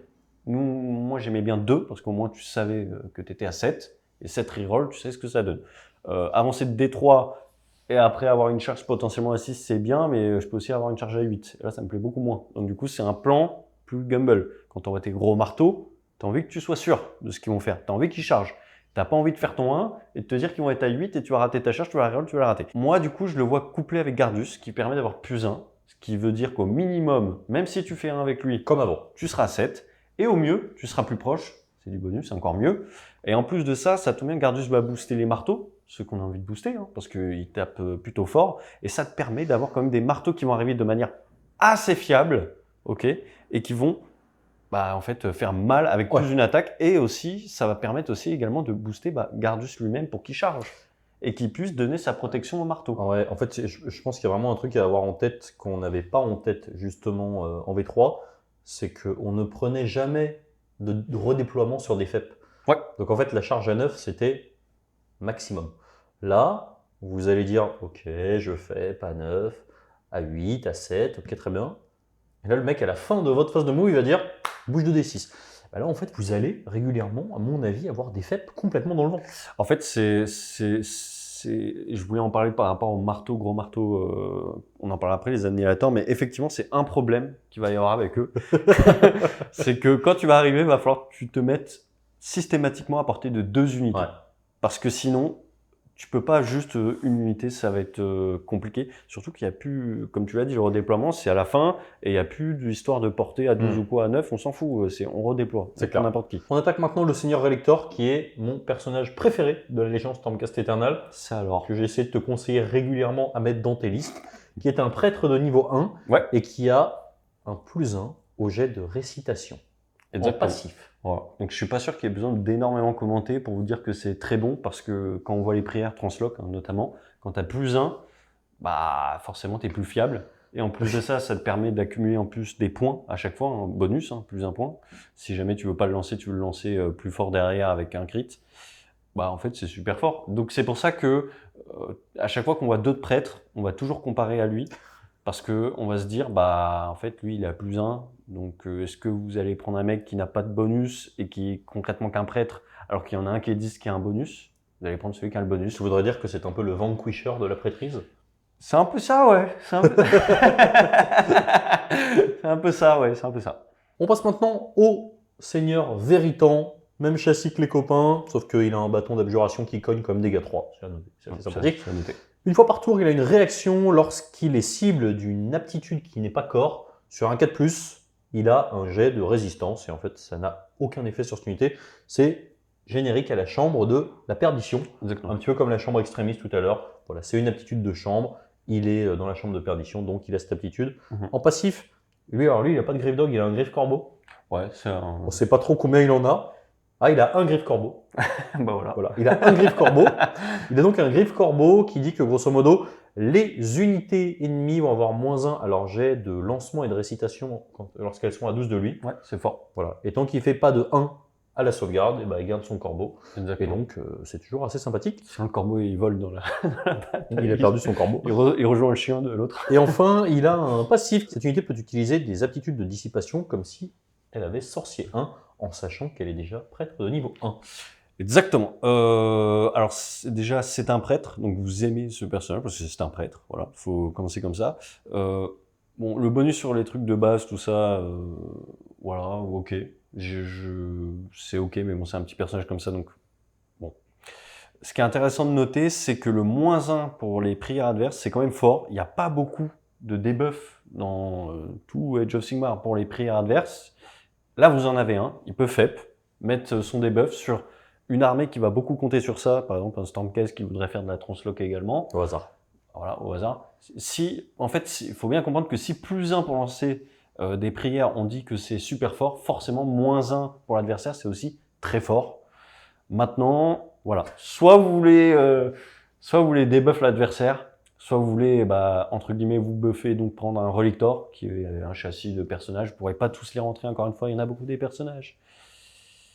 Je prends le Relictor personnellement, après chacun fera son choix. La figurine, cela dit, est extrêmement belle. Ouais, Je crois que c'est l'une des plus belles, c'est dans mon top 3 préférés, parce qu'elle est vraiment belle. Nous passons donc maintenant à Niv Blacktalon et à ses compagnons. Donc Niv Blacktalon, un châssis un petit peu différent, un petit peu plus de mouvement, donc 7 de move, un gros volume d'attaque, donc 7 d'attaque quand même, reine -2, dégâts 2, donc c'est assez sympathique. Ouais. Elle a un passif qui dit que lorsqu'elle attaque des héros, elle passe dégâts 3. Exactement. Ça commence à être un excellent anti-héros. Elle a une capacité passive de la chambre d'avant-garde, donc désengage et ou tir-charge. Donc ça c'est sympathique. Exactement. Et enfin, une dernière capacité, lorsqu'elle active, après avoir tapé sur un 3+, elle peut se téléporter sur une autre unité les serres noires, donc c'est-à-dire soit l'oraille, soit ses compagnons, pour revenir à côté d'eux. Et également, ce qu'il faut noter, c'est que les compagnons, globalement, ils donnent une protection à 5+ pour tous les héros qui sont à portée de 3, de eux, à eux et aux héros. Donc c'est plutôt bien, c'est ok, c'est résistant. Bon, principalement, qu'est-ce qu'il faut retenir de cette unité qui est un peu complexe en 3 profils, etc. C'est que on va envoyer Niv taper très fort, puisque c'est un personnage à pied, infanterie qui bouge de 7, c'est plutôt pas mal. Sur du héros, c'est quand même du dégât 3, donc c'est le dégât 3, faut comprendre que c'est violent, hein, le dégât 3 maintenant, Ouais. c'est pas, il y en a pas partout, hein. Donc dégât 3, c'est très violent, surtout avec 7 attaques, et que surtout sur 3+, elle se rebarre et elle retourne à côté de ses potes. Voilà, c'est ça qu'il faut retenir, c'est que c'est un trade gratuit, entre guillemets, possiblement, sur un 3+. C'est fort, franchement c'est fort, mais c'est du 3+, donc c'est toujours pareil. Vous allez faire 1 ou 2, vous serez triste parce que le trade ne va pas s'effectuer dans le sens que vous aviez envie, c'est-à-dire que elle va rester sur place et puis l'adversaire va clairement essayer de la tuer. Et si vous le réussissez, bah, c'est super embêtant pour l'adversaire parce qu'il ne pourra jamais aller la choper si ses potes sont loin. D'autant plus qu'on a envie de poser un peu ses potes sur des objectifs à des endroits différents, histoire de garder des objectifs, tu vois, être là pour vraiment les garder. Et puis après, elle va taper là-bas, elle s'en va, elle revient sur l'objectif et puis elle repart. On peut aussi l'imaginer avec une TP qu'on envoie, on l'envoie en TP, on la ramène sur ses gars. Donc en fait, à chaque fois, si on est bon et on est chaud de la charge à 9, ça peut faire un combo un petit peu embêtant. Si on est chaud des 9 et 3+. Honnêtement, c'est un héros qu'on commençait à voir régulièrement en fin de V3 parce que c'est un excellent anti-héros, ça a une bonne mobilité et c'est un profil surtout un petit peu atypique au sein du BT Stormcast. Donc voilà, c'est un héros intéressant à réfléchir pour certaines synergies. Deuxième héros, les serres noires après Niv, qui est Loraï. Donc c'est un héros assez intéressant, save à 4, bouge de 6, 5 points de vie. Il a un passif qui fait qu'on a -1 pour le toucher au tir comme un corps à corps. Et elle a un sort avec une valeur de lancement de 6 qui s'appelle les embruns nébuleux, qui dit que lorsque vous avez une unité lessière noire entièrement assise d'elle, les attaques de tir ne fonctionnent que sur du 6 à la touche. Exactement, on touche que sur du 6. Bon bah c'est bien, ça prémunit du tir. Il n'y en a pas énormément dans la méta, en tout cas au point de vue qu'on voit aujourd'hui. Hein, je ne suppose pas avoir une analyse de la méta parfaite, mais aujourd'hui j'ai pas vu, pour les armées qui ne sont pas spécifiques au tir, des trucs de tir incroyables. Donc voilà, bon, ok, c'est bien, on prend. On attaque maintenant Vandus Hammerhand. Alors, Vandus, en fait, c'est le personnage nommé qui est sur Dracoth. Donc, bizarrement, c'est contre-intuitif, mais il ne fait pas partie de la chambre extrémiste, il fait partie de la chambre des guerriers. Je ne sais pas pourquoi, il avait envie. Donc, il booste la chambre des guerriers, il va permettre de donner +3 au contrôle à une unité chambre des guerriers et il va faire la fameuse aptitude que je vous ai dit qu'on revoit plein de fois. Quand il tape, il fait taper le copain juste à côté derrière, mais pas une chambre extrémiste, forcément, comme les chambres guerriers. C'est chambre guerrier, et en plus de ça, il va lui permettre d'avoir un +1 hit. Pourquoi pas? Il y a trop de persos, il faut faire du choix. Ça ne sera pas le premier perso qu'on va regarder. On va dire ça comme ça, on peut passer au suivant qui va être plus intéressant. C'est maintenant au tour d'Indrasta. Donc Indrasta qui a énormément changé, 12 de mouvement, save à 3, 2 dossés, 8 points de vie.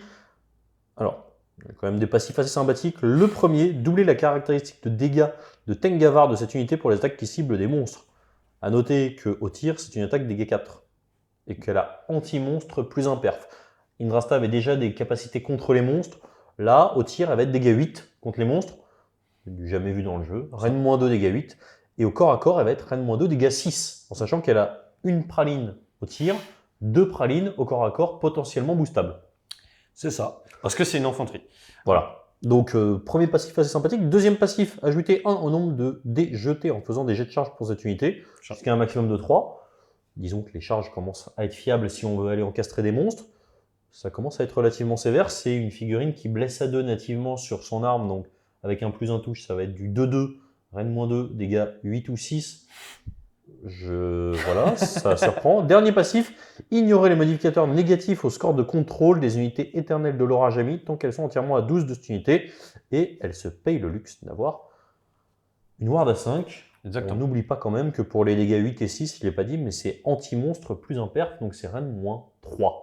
Exactement. Bon, on voit le principe d'Indrasta. Elle va arriver, elle va défoncer les monstres adverses parce que dégâts 8, c'est quand même super cool. Moi, je trouve ça assez équilibré, personnellement. Il y a un truc qui est aussi bien, qu'il faut noter. C'est que Indrasta, elle est infanterie. Donc du coup, avec Gardius, elle prend le bonus. Okay, donc elle peut être fiabilisée, avoir un +1 à la charge. Déjà, ça, c'est plutôt pas mal. Et également, si vous n'avez pas ces bonus-là, vous arrivez à 9, charge à 3d6, c'est quand même plutôt pas mal. On peut la reroll.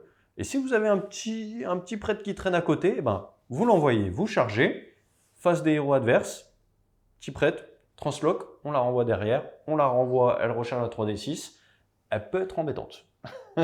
Moi, j'aime bien. Franchement, j'aime bien. Maintenant, j'ai envie de la jouer. J'avoue que je ne suis pas fan, moi, personnellement, de ce genre de profil, parce que ça clive trop des parties. Alors évidemment, hein, dépendamment du méta, dans un méta monstre en Gur, en fait, ça aurait été extrêmement fort.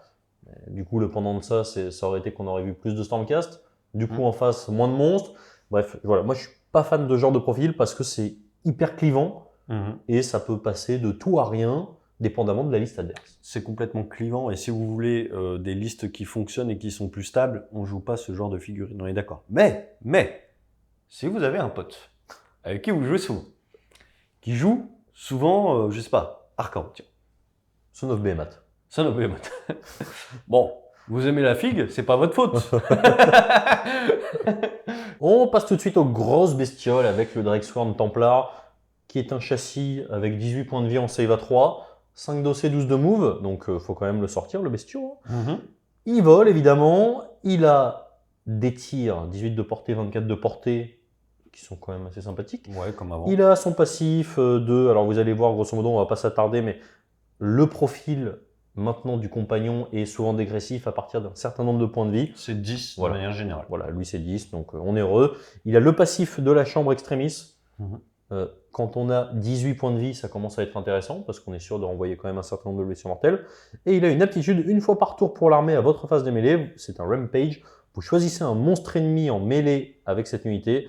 On jette un dé sur 2+ jusqu'à la fin du tour. Ajoutez 1 à la caractéristique de dégâts de la gueule caverneuse de cette unité pour les attaques qui ciblent l'unité cible. Si la cible est également un héros, ajoutez 1 à la caractéristique de dégâts des armes de Templier de cette unité pour les attaques qui ciblent cette cible. Exactement. En sachant que le Templier est dégâts 2 et la gueule caverneuse est dégâts 3. Donc on passe... Anti-héros, anti-monstre. Ouais, exactement. On passe dégâts 3 et on passe dégâts 4. Donc quand on vise par exemple un arcan, voilà. On va imaginer ça.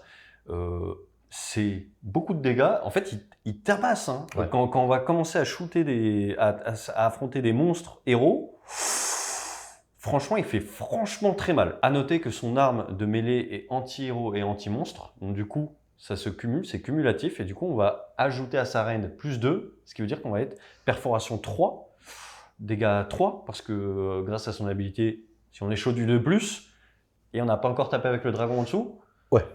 C'est très fort. Enfin, franchement, on parlait tout à l'heure d'Indrasta. Moi, je préfère jouer lui, qui vaut, oui, un peu, il vaut plus cher, c'est vrai. Mais il est beaucoup plus tanky, il peut faire beaucoup plus de choses, il va pas être ridicule pour garder un objectif. Et en plus de ça, un héros monstre, il le massacre. Hein. C'est un massacre. Je crois que c'est un des mecs qui tape le plus fort VS un héros monstre s'il réussit son 2+. C'est vrai qu'on a vraiment changé de paradigme avec ce personnage. En tout cas, je parle alors pas lui particulièrement, mais les Star Drake, on était vraiment sur des héros qui étaient extrêmement résistants. Ouais. Avec des optimisations qui permettaient notamment de relancer les jets de sauvegarde si tu t'en souviens. Alors, sur les dégâts multiples, et en fait là, on est sur un truc qui tank parce que la save à 3 en V4, 18 PV, c'est énorme, mais en plus de ça, les attaques de la bestiole du compagnon, c'est quand même 7 attaques. Le dragon, c'est pareil, le mec dessus, c'est quand même 5 attaques. Donc en fait, c'est un châssis hyper polyvalent. On n'oublie pas qu'on peut toujours le mettre plus un bless, que ça marchera que au mec dessus et pas au dragon, mais du coup il blessera sur 2. Si on le met plus un hit, on commence à être 2, 2, -3, 3 sur du héros. Ça commence à être compliqué. À noter que lui, avant, c'était le Templar et du coup il était en save à 4. On le voyait jamais. Je ne saurais même pas vous dire qu'est-ce qu'il faisait, mais personne ne le jouait parce qu'on jouait le Star Drake qui était en save à 3. Ils l'ont ramené en save à 3. Du coup, maintenant, il s'envisage et il n'a pas le même rôle que le Star Drake. C'est ça qui est cool, le Star Drake générique qu'on jouait avant. Donc, en fait, c'est vraiment une bonne option. D'autant qu'il est moins cher en points. Il est plus fort au CAC. C'est moins un buffer. Et du coup, moi, je commence un peu à aller voir les Templiers plutôt que les Star Drake, les Célestans sur Star Drake qu'on voyait avant. Je commence à bifurquer, tu vois. J'ai choisi ma branche. On peut toujours lui mettre en plus l'artefact qui permet d'avoir frappe en premier une fois par partie. Quand on a ce châssis qui peut te dire, moi, je vais frapper en premier, il n'y a pas de jet, hein, c'est sûr. Viens, mon pote. C'est pas mal. Franchement, ça fait pas plaisir. T'as un archaon, t'es pas sûr de l'envoyer, tu vois. De la même manière, Célestin sur le Dracastral. Ok, petite blague, je note. Bon, du coup, l'autre profil qui est le Célestan sur Dracastral, donc Star Drake, qui est une profil qui va un peu plus buffer. Donc, les armes sont les mêmes, seulement les aptitudes vont changer, dans le sens où lui, il n'est pas anti-héros, pas anti-monstre. Donc voilà, ça change, il tape moins fort quand on va viser du monstre ou du héros. Il est crit, blessure auto avec son marteau. Bon, pourquoi pas. Il tape moins fort que l'autre. Voilà. Si l'autre cible la bonne cible, c'est-à-dire un héros ou un monstre, lui va taper moins fort. Maintenant, qu'est-ce qu'il va faire? Il a toujours le truc du champ extrémiste qui va renvoyer les BM, pas de souci. Il est toujours dégressif comme l'autre, pas de souci. Il va avoir un truc qui sont les gueules caverneuses qu'on connaît bien. Et ça, c'est pas mal du tout. On va jeter 3 dés. Et chaque dé qui va être en fait supérieur ou égal à la caractéristique de la figurine qu'on veut bouffer, eh bien on la gobe direct. Ce qui est fort, c'est que c'est avant de taper et que c'est avant que l'adversaire tape aussi. C'est comme la besace. Tu te souviens de ça? C'est plutôt pas mal. La besace, il faut faire le double. Ouais, et là c'est égal ou plus. Et bah sur du 2 PV, en fait, bah du coup tu fais 2, tu bouffes le mec. Donc en fait, c'est plutôt fort. On peut Tu jettes manger des 3 dés. héros, quoi. Ouais, tu manges 3 dés. Ouais, tu peux manger des héros. Ouais. Qui ont 6 PV, ouais, tu peux les manger. Donc franchement, ça c'est plutôt fort. En fait, c'est un aspect défensif dans le sens où, même si tu me charges, je vais quand même te faire ça avant. Ah. C'est plutôt cool. Il a un autre aspect qui est pas mal. Une fois par partie, il va pouvoir booster la chambre extrémiste, donc c'est tout ce qui va être dracote, hein, c'est eux qu'on veut booster, ou lui-même, hein, et il va donner plus une attaque. Bon, en bulle. Oui, c'est bien, c'est bien. On prend. Maintenant, comme je l'ai dit, moi je mets un peu plus sur le Templar parce que j'ai envie de casser de la gueule ou du Croc héros et l'autre le fait mieux, donc voilà. Faites votre choix, il est également plus cher. Faites votre choix. Nous passons maintenant aux deux fils de Dracotion. Ouais. À savoir Krondys et Karazai, des beaux bébés, 12 de mouvement, sauvegarde à 3, 20 points de vie, 5 de score de contrôle. Ouais. On commence par le petit Krondys qui, lui, a un profil dégressif en fonction des points de vie qu'il prend. Ouais, exactement, il va se retrouver à moins 2 attaques. si je dis pas de Exactement, c'est un sorcier de niveau 2. Il lance ses sorts à plus 2, comme un certain Nagash. bêtises. Ouais, c'est fort, hein. Pour pas le même coup en points, donc ça fait plaisir. Hein. Ouais. Il a une fois par tour, à n'importe quelle phase de mêlée, la capacité sur un 3+, de faire en sorte que la cible avec laquelle il est engagé n'utilise pas d'ordre jusqu'à la fin du tour. C'est ce qu'on connaissait avant, en fait. Donc, Le Rampage. Ouais. Et enfin, il a toujours son sort, valeur de lancement de 8. Hum. Donc, c'est du 6 au lancement, mais c'est compliqué à dissiper pour les adversaires. Choisissez comme cible une unité ennemie visible à 18 pouces, et on choisit un des effets, soit -1 à la touche, soit -1 à la perforation d'armure, soit -1 à la sauvegarde. Ouais, et quand on sait qu'il peut lancer ce sort à la face des héros adverses pour un PC, bah du coup c'est fort. Ouais. En vrai, c'est fort de pouvoir dire pas d'ordre. Il y a moins de manières de le faire qu'avant. Avant, quand on faisait du Rampage, on choisissait très souvent celui-là pour dire tu te mettras pas ton plus un save et sous-entendu bah, tu vas beaucoup moins tanker quoi. Donc quand tu faisais tes stats, tu considérais toujours que tu tapais, par exemple vous tapiez une unité à 3+, on considérait toujours bah, qu'on faisait ses stats sur de la 3+, et non de la 2+. Donc ça, je trouve que c'est vachement fort, on le retrouve pas partout, et ça fait plaisir. Et mine de rien, il tape plutôt pas mal pour un sorcier. Donc, C'est ça, il a quand même 4 pralines, dégâts 4. Ouais. Anti-infanterie, donc ça déblaye, ça rappelle la queue qu'il avait avant, dépendamment du nombre de figurines autour. Exactement. Donc c'est balèze, et ensuite il a 6 attaques en 3-2, -2, dégâts 2. Il a un tir qui n'est pas déconnant, dégâts des 3+3, seulement portée 12, maintenant il bouge quand même de 12, donc portée effective de 24. C'est assez sympa. On va passer à son frangin, à savoir l'ami Karazai. Donc lui il n'est pas dégressif, il a un war scroll assez straightforward. On commence, il a un premier passif. Tant que cette unité a 5-9 dégâts, ajoutez 1 à la caractéristique d'attaque de ses armes. Tant que cette unité a 10 dégâts ou plus, ajoutez 2 au lieu de 1. Exactement. Il n'est pas dégressif, lui. Il est particulier. Oui, donc du coup, il cogne extrêmement plus fort. 50% sur les mâchoires qui sont quand même dégâts 4 lorsqu'il a pris les dégâts. Ouais. Et 33% sur les serres de Seigneur Drac qui sont à -2 dégâts 2. Deuxième aptitude à n'importe quelle phase de combat. Choisissez comme cible une unité ennemie à portée de mêlée de cette unité, soustrayez 1 à la caractéristique d'attaque des armes de mêlée de la cible jusqu'à la fin du tour. Ça, on l'avait avant, donc c'est assez sympathique. Et enfin, une fois par tour, à n'importe quelle phase de mêlée, choisissez comme cible une unité ennemie en mêlée, jetez un dé pour chaque figurine de l'unité cible, pour chaque 5+, une blessure mortelle. C'est l'anti-horde qu'on avait avant avec sa queue. C'est un gros tapeur. Avant, c'était un gros tapeur, un bûcheron. Un dragon bûcheron, quelque part. Ça restera un dragon bûcheron. Non, mais concrètement, c'est une brute de corps à corps et qui va vite. Et puis voilà, c'est 20 PV en save à 3, donc ça tank. Maintenant, c'est cher en points. Est-ce qu'on va le choisir? Ouais, il faut quand même avoir à l'esprit que 20 PV en save à 3, on le redit, en V4, c'est pénible à sortir. Ouais. Et même au niveau de l'offensif en magie, il est beaucoup moins sensible aux blessures mortelles magiques qu'à l'époque, tout simplement parce qu'il y en a beaucoup moins. Exactement. Voilà. Donc, faut quand même le sortir, le bestiau. C'est vrai. Son gros bonus aussi, comparé à plein d'unités qu'on pourrait trouver qui tapent très fort parce qu'ils sont sur des grosses bestioles, c'est que lui, en fait, n'a pas de compagnon, entre guillemets, dans les armes. Donc, il est boosté, en fait. Parce qu'il est compagnon lui-même. Donc, en il fait, il a personne sur lui. Voilà. Il n'y a pas Célestin dessus. Donc, voilà. Il est bien. On passe tout de suite aux Zitherwing. Donc, unité emblématique de cette V2, V3. Donc, c'est des piafs, bouche de 12, 2 points de vie par tête. Save à 6, ils sont pas là pour tanker.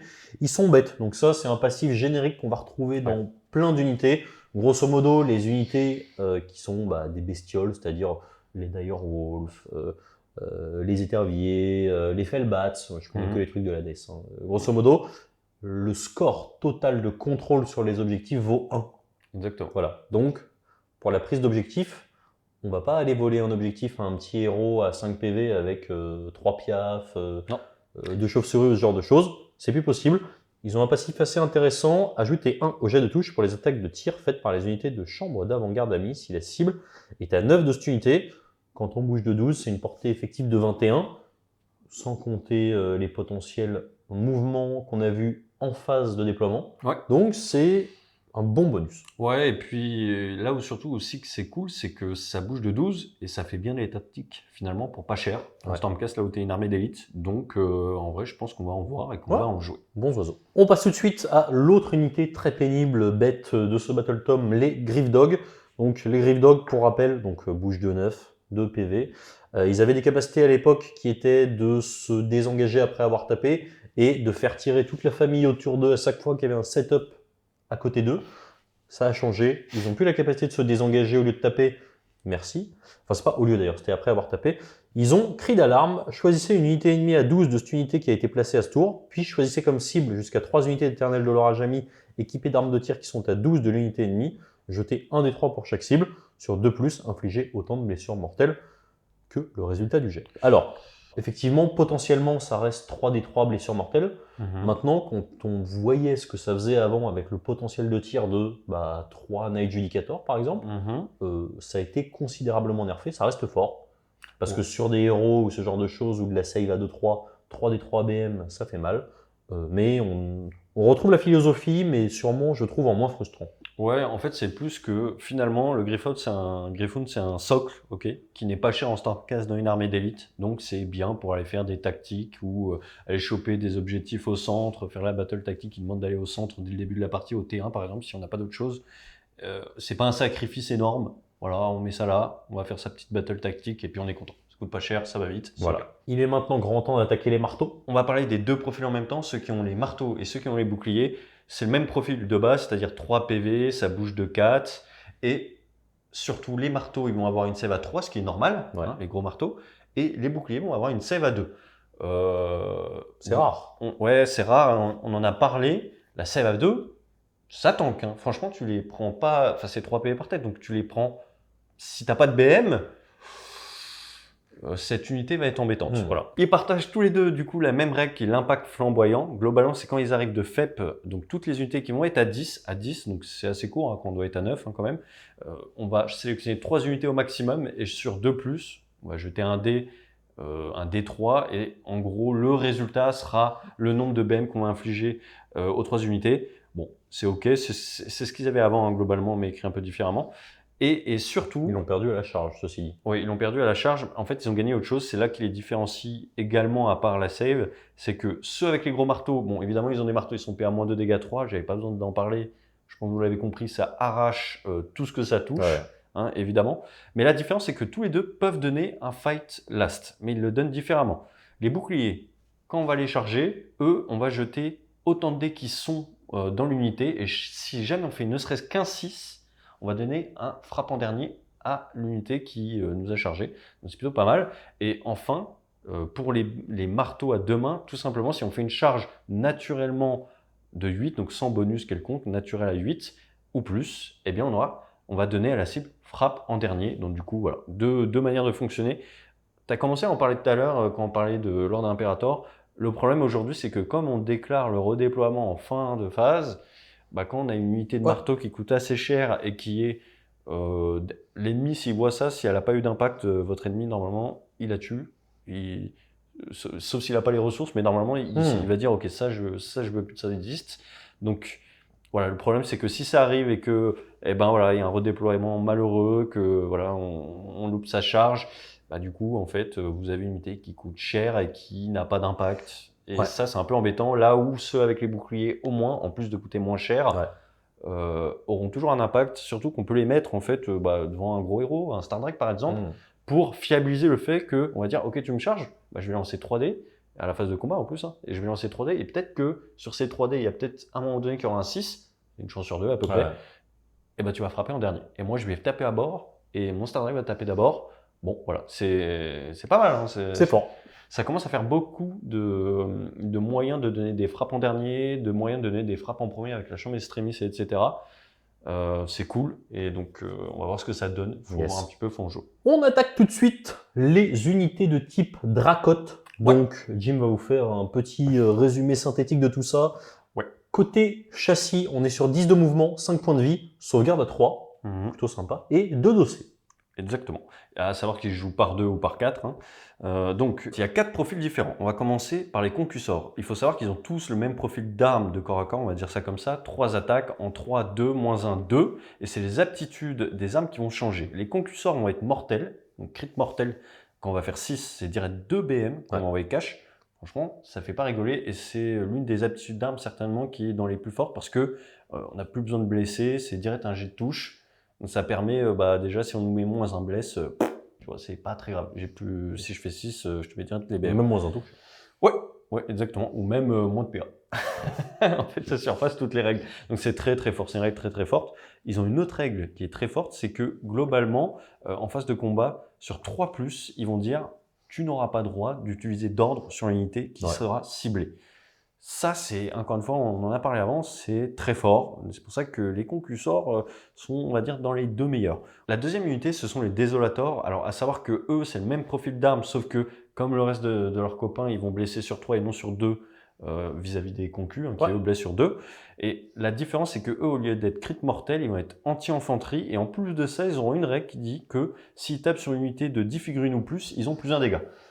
On commence à déblayer sévère avec eux, et donc c'est un deuxième petit coup de cœur pour ces Monsieur Dracotte. Ouais, on a vraiment un volume d'attaque avec 3 attaques par tête en 3-3, moins 2-3. Ouais. Des unités de 10 figurines en infanterie, c'est pas rare. Globalement, quand il y a de l'infanterie non élite, on est souvent sur des packs de 10, multiples de 10, en tout cas 10 ou 20. Ouais. Et quand c'est de l'élite qui est doublée parce qu'on veut que notre unité soit super forte, et ben eux ils arrivent et ils regardent droit dans les yeux de ton unité doublée et disent ça va mal se passer mon pote. Exactement. On n'oublie pas en plus, l'anti-infanterie fonctionne sur certains héros infanterie. Oui, également. Oui. Donc c'est pas juste l'infanterie en termes de c'est plein de squelettes. Non, tu tapes sur Indrasta, tu tapes sur globalement des héros piétons avec petites épées. Oui, t'es PA-2. Ils en perfo quoi. Ça concerne une bonne partie du jeu, hormis cavalerie et monstres. Et la PA-2, c'est très bon aujourd'hui. Donc voilà. Ensuite, on passe à la troisième unité qui sont les Fulminators. C'est ceux qui, avant, avaient les lances. Alors, un peu plus déçus. Voilà, même profil, 3-3, PA-1, dégâts 2. À savoir qu'ils ont plus 1 dégât quand ils ont chargé. C'est comme avant, globalement, grâce à l'aptitude de leur arme. Et que leur règle spéciale, c'est que globalement, quand on va charger, on va faire des BM à l'impact. On va jeter un D3, on va faire le résultat en BM. Bon, je suis plus sceptique parce que PA-1, là où au moins les concusseurs sont pas ils sont pas PA-2, tu vois, mais ils sont PA-1 aussi, mais ils ont le crit mortel. Donc quelque part, ils surpassent et en plus ils blessent à 2 naturellement. Eux, PA-1, dégâts 3, c'est bien les dégâts 3, mais si tu passes pas les saves, c'est pas grand chose. Et t'as pas plein d'attaques. Donc je préfère les 2 d'au-dessus. Et enfin, on va passer à la quatrième qui sont les Tempestors. Les Tempestors, globalement, c'est ceux avec leur arbalète qui tiraient, 3 tirs. C'est pas le pendant de corps à corps. Et eux, globalement, la grosse différence qu'il faut noter, c'est qu'ils ont une règle que quand ils ont infligé des dégâts avec leurs arbalètes, et ben globalement, ça dit que l'unité qui a perdu ces dégâts ne pourra pas utiliser l'ordre total défense sur un de plus. Sur un de plus. C'est pas mal de dire qu'en fait, l'adversaire ne pourra pas utiliser cet ordre. Maintenant, j'aime moins aussi parce que c'est vrai que c'est pas dans j'aime pas dire l'ADN, mais dans l'archétype de Stormcast, c'est-à-dire que globalement, on a quand même des bonus au corps à corps sur les unités qui vont charger machin. Alors, c'est pas nécessairement inutile, mais c'est vrai que ça s'inscrit pas dans cette espèce de synergie qu'on a autour des héros Dracotte. Ouais. Voilà. Et puis en plus de ça, si l'autre il a plus de PC, de toute façon il va pas le faire, ton défense en règle. On n'oublie pas que le Désolator il dit sur 3+, tu n'utilises pas d'ordre, tous. Même le t'attaque, donc en fait c'est juste j'ai pas besoin de toi mon pote. Donc voilà, je préfère les 2 premiers dont on a parlé. On va donc pouvoir passer à la prochaine unité. Il est maintenant temps d'attaquer les Praetors. Exactement, donc 3 PV, 3 plus de save, c'est comme avant, ça tape ok, de toute façon ils sont pas là pour ça, c'est des gardes. Et donc globalement au début de la partie, à la phase de déploiement, on va choisir une unité héros qui vont protéger, on va dire ça comme ça. Et cette unité, tant qu'ils sont à portée de mêlée, on n'oublie pas, c'est 3. Cette unité aura une 5+ de ward, les 2. Ouais, donc ça fait le héros habituel. De la même manière que ce qu'on trouve aujourd'hui avec les sorciers elfes noirs, Ouais. Et leur garde noire, voilà, c'est fort. Rajouter une protection à 5+, c'est bien. Maintenant, encore une fois, je le dirai jamais assez, en Stormcast, on est une armée d'élite, donc il faudra faire des choix. Ça sera peut-être pas les premiers choix, à vous de voir. Unité suivante de la chambre de la perdition, les prosecutors. Exactement, donc toujours la même règle que toutes les chambres de perdition, hein. Donc Avec les c'est règles pour de corps. 2 PV, ça bouge de 12, donc c'est plutôt pas mal, toujours save à 3, ça n'a pas changé, je pense qu'on n'a plus besoin de le dire en fait pour les Stormcast. Donc globalement, ce qui est intéressant de noter, c'est qu'ils chargent à 3d6, donc ça c'est pas mal, et que sur leurs armes, ils ont plus un dégât quand ils ont chargé, ça combote bien, ça tombe bien, quand on charge à 3d6, on est plutôt content. Et aussi qu'ils ont une portée de cohésion de 2. Bon, c'est surtout pour les ailes qui sont atroces à manipuler. Hein. Non, bah oui, c'est surtout pour ça. Hein. On va pas se mentir, c'est une règle qui a été inventée par rapport à la structure. Je vois pas, il n'y a aucune. Bref. Bon, c'est une bonne unité pour faire les tactiques. Pourquoi? Parce que ça bouge de 12. Et du coup, bah, ça permet en fait, si vous voulez, c'est une bonne unité chasseuse. C'est pas très tanky, ça reste que 6 PV. Même si c'est une save à 3, c'est pas énorme. Par contre, ça chasse bien. Parce que ça bouge de 12, tu vas aller faire tes petits battles tactiques, tu vas être content de faire ça. Et si jamais tu rencontres les unités d'en face qui veulent elles aussi faire des battles tactiques, on pense par exemple dans le chaos, il y a les furies, des choses comme ça. Et ben généralement, elle est un peu plus costaud, tu vois, que la petite unité qui se balade pour faire la battle tactique. Elle va pouvoir la chasser et embêter l'adversaire sur possiblement ses battles tactiques. D'autant plus que quand on bouge de 12 et qu'on charge à 3d6 avec plus un dégât, normalement, toutes les petites unités comme ça qui traînent, on les dégomme. Donc c'est une bonne unité et franchement ça se joue très bien. On passe tout de suite aux dragons. Donc les dragons, 12 de mouvement, 5 d'OC, save à 3, 9 points de vie. Ils ont formation dispersée, donc comme leurs prédécesseurs. Ouais, avec les ailes. Enfin, prédécesseurs, je parle des prosecutors. Ouais. Et ils ont la règle de la chambre extrémiste. Et enfin, ils ont une règle particulière particulièrement intéressante. Ouais, alors la règle particulièrement intéressante, elle fait que en phase de mêlée, tout simplement au début, hein, du coup, vous allez jeter un dé sur 3+, vous allez pouvoir vous déplacer avec cette unité de 2d6. Et plot twist, elle vole. Et voilà, donc ça veut dire sauter un petit peu les... Vous savez... non, tu sautes pas si tu voles. Oui, bah, tu voles par-dessus la petite ligne qui bloquait, tu vois, la petite ligne de front qui bloquait les unités qui est croustillantes derrière.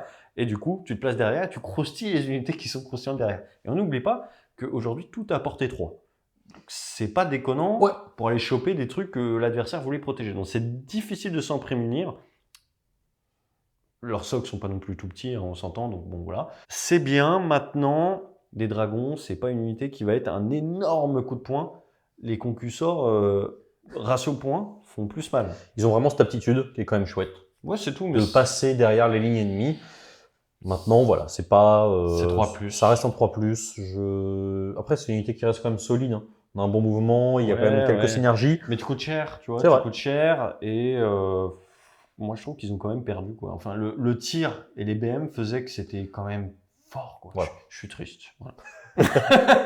On passe maintenant au char foudroyeur, donc qui était une unité que j'aimais beaucoup. Donc 10 de move, 10 points de vie, 3 de sauvegarde, 2 d'OC. Elle a un passif céleste flamboiement qui dit que lorsqu'une unité utilise l'ordre d'enfoncement, on inflige des 3 BM supplémentaires et on peut avancer de D6 en plus. Et enfin, n'importe quelle phase de charge, si cette unité a chargé, on choisit une unité à 1 pouce d'elle. Sur un de plus, on inflige autant de blessures mortelles que le résultat du jet. C'est un D3 évidemment qu'on jette. Hein. Donc c'est une unité qui a perdu son côté un petit peu débuffer, de mettre des -1 à la touche, qui était son principal intérêt. Exactement, parce qu'avant on la prenait, en fait quand elle l'avait chargée, elle mettait -1 hit quand on la tapait. Aujourd'hui elle a perdu ça, et avant c'était vraiment une enclume. On mettait bouclier mystique, on l'envoyait dans quelque chose et on disait bah maintenant passe ton tour avec ça et tu vas galérer. Et c'était ça qui était bien avec cette unité. Aujourd'hui elle bouge vite, c'est un peu aussi, c'est vrai, ce qu'un char devrait représenter peut-être. Elle a perdu un petit peu de son intérêt, on va pas se mentir. Ouais. Faut voir, j'en ai pas joué encore, mais en tout cas le profil comme ça ne me vend pas du rêve comparé à ce que c'était avant et au rôle qu'on pouvait lui attribuer. À noter en plus qu'on l'équipe soit en lance, donc c'est-à-dire Rennes-2, soit avec l'arc. Ouais, exactement. Comme avant, bon, de toute façon on prendrait toujours la lance, mais c'est pas non plus incroyable au caca. Nous passons maintenant aux chasseurs d'avant-garde, ouais. À savoir les Vanguard Hunters, pour ceux qui connaissent. Toujours 2 points de vie, bref, châssis classique, océan. Donc eux, c'est les tireurs, ils ont tir en mêlée, ils ont un premier passif, donc celui de la chambre d'avant-garde, donc désengage, charge et ou tir. Exactement. Ça évite de rester loqué. Une fois par bataille, donc la boussole, qui vous permet de choisir une unité qui va être le gibier jusqu'à la fin de la bataille. Pour rappel, la boussole, c'est ce qui avant vous permettait de vous téléporter à vos phases de move gratuitement. C'est ce qui vous permettait aussi de mettre les battles tactiques et donc de survivre. Et c'est pour ça qu'on les jouait aussi. Ouais, à noter quand même qu'ils ont gagné 1 à la sauvegarde, donc c'est pas complètement déconnant. Ouais. Et maintenant, ils ont l'étoile traqueuse qui dit que lorsque l'unité JB est sur la table, on a plus de haut move et plus 1 pour les toucher. Ouais, bah on les jouait surtout pour leur TP, maintenant ils TP plus, donc suivant. Ouais, non, J'ai du mal à... En fait, ce que j'aime moins, moi, avec ce genre de changement, c'est que c'était une unité qui avait un petit peu un rôle unique dans l'armée. Donc je comprends l'idée de gérer le mouvement, et c'est vrai que ça avait un côté très frustrant, puisqu'il y avait des listes qui en jouaient plusieurs packs qui étaient juste inattrapables. Ouais. Maintenant, voilà, ça en fait une unité de tir un petit peu banale, qui aura de moins 1 dégâts 1 en 4-4. Ils se sont peut-être dit qu'avec les prières en face des héros adverses, ça commençait à faire beaucoup de TP dans tous les sens, C'est vrai. sait rien. Bon, écoute, c'est pas grave, on a d'autres unités qui font les tactiques, qui vont vite, etc. En pensant au prosécuteur qu'on a vu juste avant. Donc, Yes. voilà. On arrive maintenant à la suite de la chambre d'avant-garde avec les griffes chargeurs. Exactement, il y a 2 versions, une avec lance et une Avec javeline. Avec javeline. Ouais, grosso modo, les javelines, c'est quoi? C'est un tir, donc rien de moins 1 dégât 2, un tir par tête, un seulement. Et globalement, ce qu'ils peuvent faire, c'est qu'une fois qu'ils ont chargé, ils peuvent retirer avec leurs armes de tir. Bon, ok, maintenant quand on n'a qu'un tir, comme tu viens de le dire, c'est pas incroyable. C'est pas fou. Et de l'autre côté, bah en fait, pour la version de corps à corps, on va avoir un plus 1 dégât en charge. Ouais. Donc les profils de corps à corps sont quand même relativement intéressants, puisqu'on a 2 attaques potentiellement reine moins 1 dégât 3. Quand on bouge de 14, on est à peu près sûr de charger quand on l'a décidé. Et en plus de ça, lorsqu'on a infligé des blessures avec les hachettes de choc, c'est-à-dire les attaques qui sont reine moins 1 dégât 2 ou 3 en charge, les unités en question vont avoir un moins 1 à leur jet de blessure. Ouais, je préfère la version corps à corps. Après, cela se joue par 3, hein, donc ça fait quand même 15 PV en save à 3 qui bougent de 14 et qui peuvent coller un debuff du coup. Donc franchement, pourquoi pas. Moi j'aime bien, j'en ai pas, donc j'ai pas pu tester, mais si j'en avais eu, je pense que j'en ai à tester, ouais. C'est assez sympa. On attaque donc maintenant les 2 profils de Raptor, donc à savoir ceux avec les arbalètes Huracan ou alors les long strike. Donc à chaque fois c'est 5 de mouvement, 2 PV, ça y va 3, un dossé. Les 2 profils ont comme d'habitude les bonus de la chambre d'avant-garde. Les long strike ont une aptitude hyper intéressante puisqu'ils ont quand même 2 attaques en 3-3-2-2, anti-héros, crit, blesse auto. Ouais, ça va. Donc c'est quand même assez sympa. Et ils ont une aptitude, si cette unité n'a pas utilisé l'aptitude de mouvement à ce tour et n'a pas été placée à ce tour jusqu'à la fin du tour, elle peut ignorer les effets de l'aptitude héros gardée quand elle choisit des cibles pour ses attaques de tir. Ouais, donc c'est l'ancienne règle attention messire. Donc globalement, ça veut dire que planquez vos héros. Voilà. Ouais. Les petits buffers qui traînent, ça doit pas arriver à 18 de ça. Bon, après c'est 18 pouces, hein, donc on peut... Quoique 18, c'est quand même pas mal, mais on peut essayer de s'en prévenir, mais franchement, c'est pas mal. Hein. Ouais, moi, ce que j'aime beaucoup, c'est l'espèce de garde-fou qu'ils ont instauré. Ah ouais, pas de mouvement, pas de setup. On n'oublie pas maintenant que les layouts de table sont stricts avec des décors obscuring. Donc, il y a quand même moyen de s'en prémunir, mais c'est une aptitude unique. À un moment, je veux dire, le joueur adverse va avoir besoin d'avancer ses héros, normalement. Hein. Enfin, il y a des armées qui n'ont pas le choix, Fire Slayer, ce genre de choses. Bah, vous n'allez pas pouvoir les cacher indéfiniment, donc c'est une aptitude qui est très cool. Côté arbalète Huracan, elles ont aussi une aptitude unique qui joue plus sur la synergie avec les autres unités du même mot-clé, qui s'appelle frappe coordonnée. Ajoutez 1 au jet de blessure pour les attaques de tir de cette unité si la cible est en mêlée avec une ou plusieurs unités de chambre d'avant-garde amies, ce qui fait donc 4 attaques en 3-2, anti-infanterie, crit de touche, dégâts. Ouais, c'est pas mal, c'est une bonne unité de tir et voilà, j'ai pas grand chose d'autre à dire. C'est bien de pouvoir tirer un petit peu dans les Stormcast, on aime ça. Le tir est quand même moins présent, donc faut voir, c'est un peu aussi en fonction de la méta également. C'est pareil pour l'autre, s'il y a beaucoup de héros à pied qui sont joués, bah, on va en jouer beaucoup. S'il n'y en a pas beaucoup, bah, on en jouera moins. Mais c'est vrai que la partie arbalète Huracan a quand même des synergies dans la mesure où c'est seulement portée 12. Vous pouvez les garder en faible pour les faire intervenir au moment où vous voyez que vous allez impacter avec des unités de la chambre d'avant-garde au close. Honnêtement, il y a des choses à faire. Ça déblaye si vous tirez sur l'infanterie. Voilà. Ouais. Nous passons donc maintenant aux Vigilors, qui sont les Stormcast les plus agiles de la Terre, puisqu'ils ont 6 de mouvement. Donc au niveau du profil de tir, 18 de portée, 2 attaques en 3-3, moins 1-1. Ils ont une aptitude qui s'appelle Navigateur de l'orage, qui dit que lorsque vous avez alloué des blessures avec cette unité, toutes les unités Stormcast qui vont attaquer cette unité au tir comme au corps à corps vont avoir un +1 pour toucher. Donc ça fait une belle économie quand même de +1 à la touche. Oui, effectivement. Voilà, donc c'est quand même, je trouve que c'est un profil qui est particulièrement intéressant. Et c'est pour tout le monde, en plus, eux. Donc, eux, pour le coup, ils peuvent booster vos Dracottes qui vont aller charger en avant, etc. D'autant plus que ça combotte bien avec le fait que la règle d'armée fait qu'on peut avoir un +1 bless et un +1 save. +1 save, on s'en fout un peu, mais c'est fort, mais c'est pas de ça dont on veut parler. C'est surtout que le +1 bless plus le +1 hit, bah là, on commence à avoir des profils en 2-2 Ouais. partout, et 2-2, c'est fiable. Ouais, donc non, honnêtement, je trouve que ces Vigilors sont très intéressants. Si vous avez un +1 hit à payer au tir, c'est sur eux. Faut Ouais. fiabiliser. S'il n'y a pas une sauvegarde incroyable en face ou seulement un petit raté, vous allez avoir potentiellement toute l'armée sur une Death Star qui, au tir comme au close, va pouvoir y aller avec un +1 pour toucher. Il y a pas mal d'occurrences de Fight Last en Stormcast. Donc vraiment, ça peut avoir un impact colossal. On passe maintenant au Questor. Donc on se souvient tout à l'heure, on avait le Night Questor. Ouais. Là, on a Septigus. Même châssis comme d'habitude, 3 attaques en 3-3, -1-2. Ils ont, comme d'habitude, l'aptitude quête sacrée au déploiement, qui vous permet de choisir un objectif. Ils ont, comme l'autre, l'aptitude que sa volonté soit faite, qui vous permet d'avoir un +3 au score de contrôle et une protection à 5+. Exactement. Et enfin, ils ont une fois par bataille une aptitude qui s'appelle Relictor Guide des âmes. Vous pouvez choisir comme cible un chevalier Questor ami à portée de mêlée de cette unité. Retirez cette unité du champ de bataille et replacez-la sur le champ de bataille à +9 des unités ennemies. Ouais. Puis, si vous aviez choisi une cible, retirez-la du champ de bataille et replacez-la à portée de mêlée de cette unité et à +9 des unités ennemies. Exactement. Globalement, ce qu'il faut retenir, c'est que ils ont un copain, un chevalier Questor, qui est à côté. Ils peuvent TP et lui, il vient avec eux après, à 3. Ou s'ils en ont pas, bah, ils peuvent TP tout seuls. Vous pouvez les prendre tout seul. Vous n'êtes pas obligé d'avoir le chef. Hein. Enfin, le copain chevalier Questor, pour pas le payer et garder un peu d'économie en points, ou Stampé, ça commence à être cher. Donc une FEP, voilà ce qu'il faut retenir. Une FEP est une unité qui va être avec 3 PV par tête, en 3+, et une protection A5 sur un objectif qu'on aura décidé, en plus d'un contrôle amélioré de 3.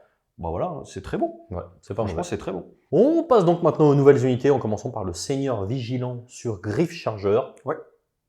12 de move, Mhm. 8 points de vie, save à 3, 2 dossés, chambre de la perdition, donc comme d'habitude, les aptitudes corps, et il a une aptitude une fois par bataille assez sympathique. Ouais, exactement. Elle permet en fait globalement de dire à une unité chambre de la perdition, tu vas pouvoir taper 2 fois à cette phase de corps à corps, mais la deuxième fois tu auras un frappe en dernier, donc Fight Ouais. Last. Alors, c'est une nouvelle unité.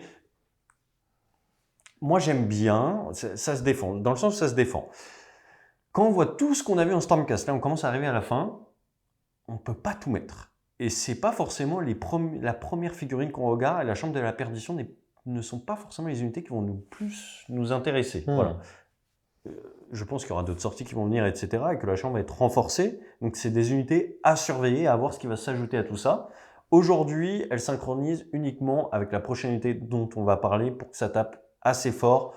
Maintenant, le ratio coût en points reste compliqué. On va parler tout de suite de la prochaine qui est en relation donc. Les réclusiens, donc du coup c'est 3 PV par tête, par body, hein, c'est 3 plus de save. Ils ont une petite règle qui fait qu'en gros c'est pareil, c'est toujours la même règle de token. Si on fait 1 à la save, on perd notre petit token. Et là, ce petit token, il dit globalement qu'on ajoute 1 à la règle principale de la chambre de perdition, qui fait qu'au lieu d'ignorer les aptitudes qui sont non bases sur 4+, on les ignore sur 3+. Pourquoi pas? Franchement, cette règle, je sais pas trop ce qu'elle donne, je sais pas trop. Je sais pas trop, on verra bien, il faut voir dans la méta un petit peu, je m'en rends pas compte. Bon, je préfère un mec qui cogne, mais bon, passons.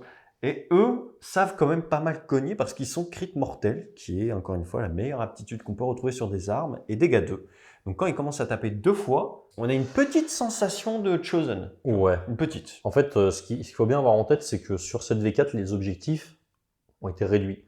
Oui. Ce qui veut dire que vous allez pouvoir empêcher l'accès à des objectifs facilement uniquement par votre placement.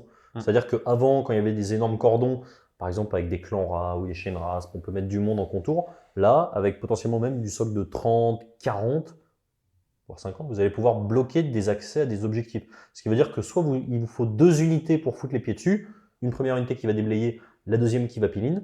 Lorsque vous avez la capacité d'activer 2 fois, en fait, vous allez pouvoir avoir une première activation pour nettoyer, une deuxième activation pour pile-in, et ça, c'est extrêmement bon. On ne s'en rend pas forcément compte en V3 parce qu'en fait, les objectifs sont suffisamment grands pour qu'on arrive en général dessus directement sur une charge, mais là, c'est plus le cas. Bah, ça permet, ouais, c'est vrai ce que tu dis. Je l'avais même pas vu, tu vois ça. Ça permet vraiment d'outrepasser finalement le cordon qui protégeait l'objectif qui nous empêchait d'atteindre Ouais. avec la deuxième activation. Ouais, c'est bien vu, hein, c'est bien vu ça. On passe donc au Seigneur Terminus. Yes, le Seigneur Terminos qui va bouger de 5, 6 PV, 3 plus de save comme d'habitude, il n'y a pas de souci. Alors lui, il a plusieurs règles, c'est un petit peu le boss de l'unité. Déjà, 4 attaques en 3-2, Reine -2, dégâts 3. Oui, c'est pas mal. Crit mortel. Crit mortel, donc il fait des BM, c'est bien, on aime. Lui, il a comme les autres unités avec les tokens, la petite règle qui est en gros, tant qu'il a son token et qu'il n'a pas fait un save et qu'il n'a pas perdu, toutes les unités de la chambre de la perdition qui sont entièrement à 12 de lui auront +3 au contrôle. Ça commence à bien contrôler, on a déjà expliqué comment ça fonctionne sur les unités qui avaient des bonus déjà en amont, donc c'est plutôt fort. Et il a également la règle qui fait que, comme on a vu également, quand lui il tape, les copains à côté peuvent s'activer directement à sa suite. Dès qu'il s'est activé lui, on active la deuxième unité et ils auront +1 pour toucher. Ouais. Pourquoi pas. Faut faire des choix dans les persos, c'est toujours le même problème, je le répète beaucoup de fois, mais voilà, c'est des unités à surveiller en fonction des nouvelles sorties. Pour l'instant, il n'y a pas grand chose à se mettre sous la dent en termes de combo, parce que la chambre de perdition n'est pas encore suffisamment touffue, on va dire, en termes d'unités. Donc on va voir ce qui sort, on les surveille, on regarde. Frapper 2 fois, c'est intéressant, on attend de voir. On passe maintenant à Ionu's Cryptoborn, qui est mon personnage préféré côté Stormcast Eternal. 12 de move, 16 points de vie, save à 3, 5 d'OC. Son attaque de tir classique, les flammes purgatrices, on reviendra dessus. Un bon profil d'attaque, 6 attaques en 4-2, -2-3, et 4 attaques en 3-3, -1-2. Comme d'habitude, comme pour le dragon, comme d'habitude, dégressif. Il a une prière, donc c'est un petit peu la même prière qu'on a actuellement. Valeur de lancement de 5, donc elle n'est pas évidente. Qui dit grosso modo, vous allez avoir une chaîne d'éclairs qui va se lancer. À noter que si vous faites une valeur de lancement de 10 ou plus, c'est 6 pouces au lieu de 3 pouces. Ouais. Voilà, donc grosso modo, c'est 3 plus, c'est des 3 blessures mortelles. Et quand on fera 1 ou 2, la prière s'arrêtera. Voilà. Ou s'il n'y a plus de cible. Au niveau de ses autres aptitudes, ses flammes purgatrices ont légèrement changé dans le sens où maintenant, lorsque vous avez infligé des blessures à des unités avec son arme de tir, vous devez en choisir une. Elle va avoir l'âme brûlée. Et l'âme brûlée, qu'est-ce que ça dit? Ça dit qu'à chaque phase de tir, la nôtre comme celle de l'adversaire, sur un de plus, ça fait des 3 blessures mortelles, en sachant que même si Ionus meurt, l'âme reste brûlée, ce qui paraît logique. Et enfin, le plus important de ce War Scroll, c'est un prêtre de niveau 2. Ouais, et ça change à peu près tout. En fait, ça change. Ouais, ça change tout. Alors pourquoi ça change tout? Parce que comme on est prêtre niveau 2, si vous voulez lancer qu'une seule prière, parce qu'il n'y en a qu'une qui est importante, au hasard la transloc par exemple, et bah vous lancez le premier jet globalement, vous faites imaginons 4, ok, je le garde de côté, je garde mes points de prière de côté, je fais ma deuxième prière et là j'ajouterai le 4 et du coup tu vas peut-être le passer à 8 si tu refais 4. C'est comme si tu lançais une prière à 2d6. Ouais. Sauf qu'il ne faut pas faire 1 la première fois. Voilà, c'est ça. À peu près. Voilà. Mais du coup, c'est très fiable, d'accord? Et tu peux également, du coup, lancer une prière à ta phase, la réussir, lancer la deuxième, garder les points, et en face des héros adverses, avoir déjà un pool de points en stock pour réussir ta transloc au tour adverse. Donc ça, c'est super fort. À noter également que quand on est tagué brûlé par ces attaques de tir, on ne peut plus s'en débarrasser. Ouais. Donc on reste brûlé. Et quand c'est toutes les phases de tir... Ça va vite. Voilà, des D3, si t'es chaud du D3, bah 2 tours, si je calcule bien, 2 D3 si tu fais 3 chaque fois, il me semble que ça fait 6. Ah, ça va relativement vite. En fait, en réalité, je trouve que le War Scroll est plus intelligent parce que ça évite de splitter partout. Là, vous allez essayer de brûler les trucs un par un, vous allez mettre la majeure partie de vos attaques, parce que c'est pas une attaque hyper dévastatrice, ça reste du dégât 1. Il y a quand même tir en mêlée, donc ça c'est assez important si vous êtes engagé avec quelque chose. Voilà, vous allez vous focaliser là-dessus, essayer de le brûler et infliger des blessures mortelles tout le temps. Donc honnêtement, je trouve que c'est un châssis qui est extrêmement fort, parce qu'en fait finalement le fait de pouvoir préparer la prière en lançant la première, bah, ça fait quoi? Ça fait qu'en fait vous allez quasiment, pour une armée qui a envie de lancer sa transloc au maximum possible, économiser le CP que vous auriez payé pour lancer une prière au tour adverse. Donc finalement, ce personnage, en plus d'être bon au corps à corps, d'avoir une aptitude de tir intéressante, il fiabilise énormément le mouvement, parce que la translocation, quand on la lance au tour adverse, c'est dévastateur. Et ou à son tour, en fait c'est horrible. Lui, s'il fait 4 puces, transloc, 4 puces, hop, je transloc, je lance mon deuxième dé, je le conserve, tour adverse, hop, je retransloc. Imaginez quoi, c'est si la première fois que tu lances la prière, tu fais un 4 puces, t'es bien quand même quoi. Tu vas transloc pas mal de fois. Il ne faut pas oublier aussi que maintenant les prêtres ont accès à tout le domaine de prière. Ouais. Donc en fait, ce monsieur se balade avec 4 prières au choix. On a donc fini de l'ensemble des War Scrolls et on va passer au domaine de manifestation des Stormcast. Alors, petit disclaimer / préambule, on n'a pas encore eu l'occasion de jouer énormément avec des manifestations. On ne se rend pas forcément compte de la priorité que ça représente d'un point de vue cible. Est-ce qu'il faut les tomber rapidement, etc. Donc, on va vous donner un avis qui est complètement subjectif. Ouais. Mais voilà, ça donne quand même une petite idée. Le premier, c'est le Vortex Céleste, bouge de 8, 7 PV, sauvegarde à 6, qui en gros est un debuff au tir pour les adversaires, qui dit soustrayez 1 au jet de touche pour les attaques de tir des unités ennemies tant qu'elles sont à 12 de cette manifestation, et 12 pralines en 4-4, 1-1. Elle n'est pas faite pour le close, c'est un debuff au tir. Ouais. Bon. Ça peut être intéressant contre des armées hyper spécifiques. Maintenant, bon. Bah, si elle t'embête vraiment, bah, tu tireras dessus d'abord, et une fois qu'elle sera morte, tu tireras sur autre chose. Exactement. Deuxième, un petit peu particulier, le Daïs Arcanum, qui est une manifestation sur laquelle votre sorcier peut se mettre. Exactement. Qui paraît quand même extrêmement intéressante, puisque on ne peut pas taper dessus, déjà premièrement. Elle a 8 de mouvement, et qu'est-ce qu'elle dit? Elle a le sorcier qui est dessus va avoir une protection à 5, il va gagner un niveau de lanceur de sort. Ça, c'est bon. On va évidemment mesurer depuis la manifestation, mais ça c'est évident. Et la seule interaction qu'on peut avoir vis-à-vis de cette manifestation, c'est de la bannir. Exactement. Avoir plus un niveau sort, c'est fort. Hein. Plus un niveau de lanceur de sort, c'est hyper intéressant. La ward à 5, c'est cool. Et le mouvement, parce que les Stormcast, ça bouge pas forcément hyper vite. Ouais. Mais en fait, c'est une manifestation qui est tout à fait honnête, je trouve. Ouais, bah surtout qu'on est une armée d'élite, on n'a pas beaucoup de sorciers, donc avoir un seul sorcier qu'on a payé qu'une fois et qui peut lancer un deuxième sort, bah ouais, c'est banco, on y va. Et enfin, on va terminer avec la comète. Donc la comète qui a été une terreur au fur et à mesure des versions, au point où les Séraphons la jouaient, puis après les Stormcast la jouaient. Bref, maintenant la comète c'est quoi? 5 PV save à 4. Donc la portée a été grandement réduite. Elle a toujours son effet de -1 de lancement pour les sorciers ennemis tant qu'ils sont à 12.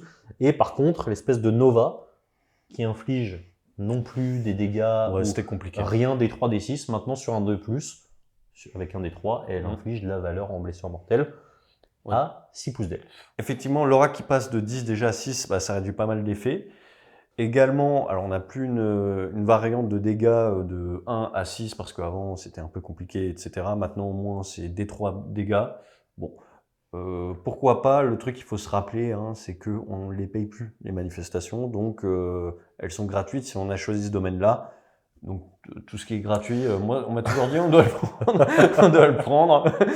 Voilà, est-ce que c'est vraiment un débat? Je pense pas. Il faut voir un peu ce que vous avez besoin. Est-ce qu'il y a d'autres domaines de manifestation qui seront plus intéressants? À vous de juger. Il y a peut-être des combos à voir, mais on va pas les exploiter là. Il y a beaucoup de manifestations. Ouais, ce qu'il faut voir à mon avis, c'est surtout que c'est un moyen de mettre des blessures mortelles à grande distance sur des héros sur lesquels on pourrait potentiellement pas tirer. Voilà.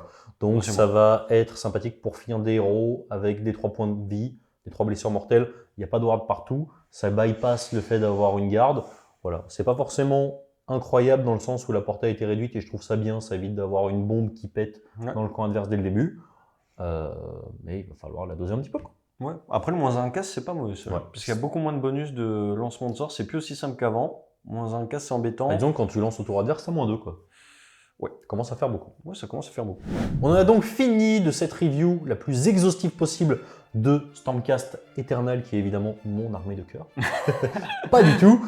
On espère avoir été le plus clair possible, le plus exhaustif possible. Si vous avez des commentaires, n'hésitez pas. Si vous voulez nous soutenir, vous avez l'ensemble des liens en description. Je te remercie encore. Merci à toi. On se retrouve bientôt pour des armées un petit peu moins armurées. On espère que ça vous a plu et on vous dit salut, salut. Ciao.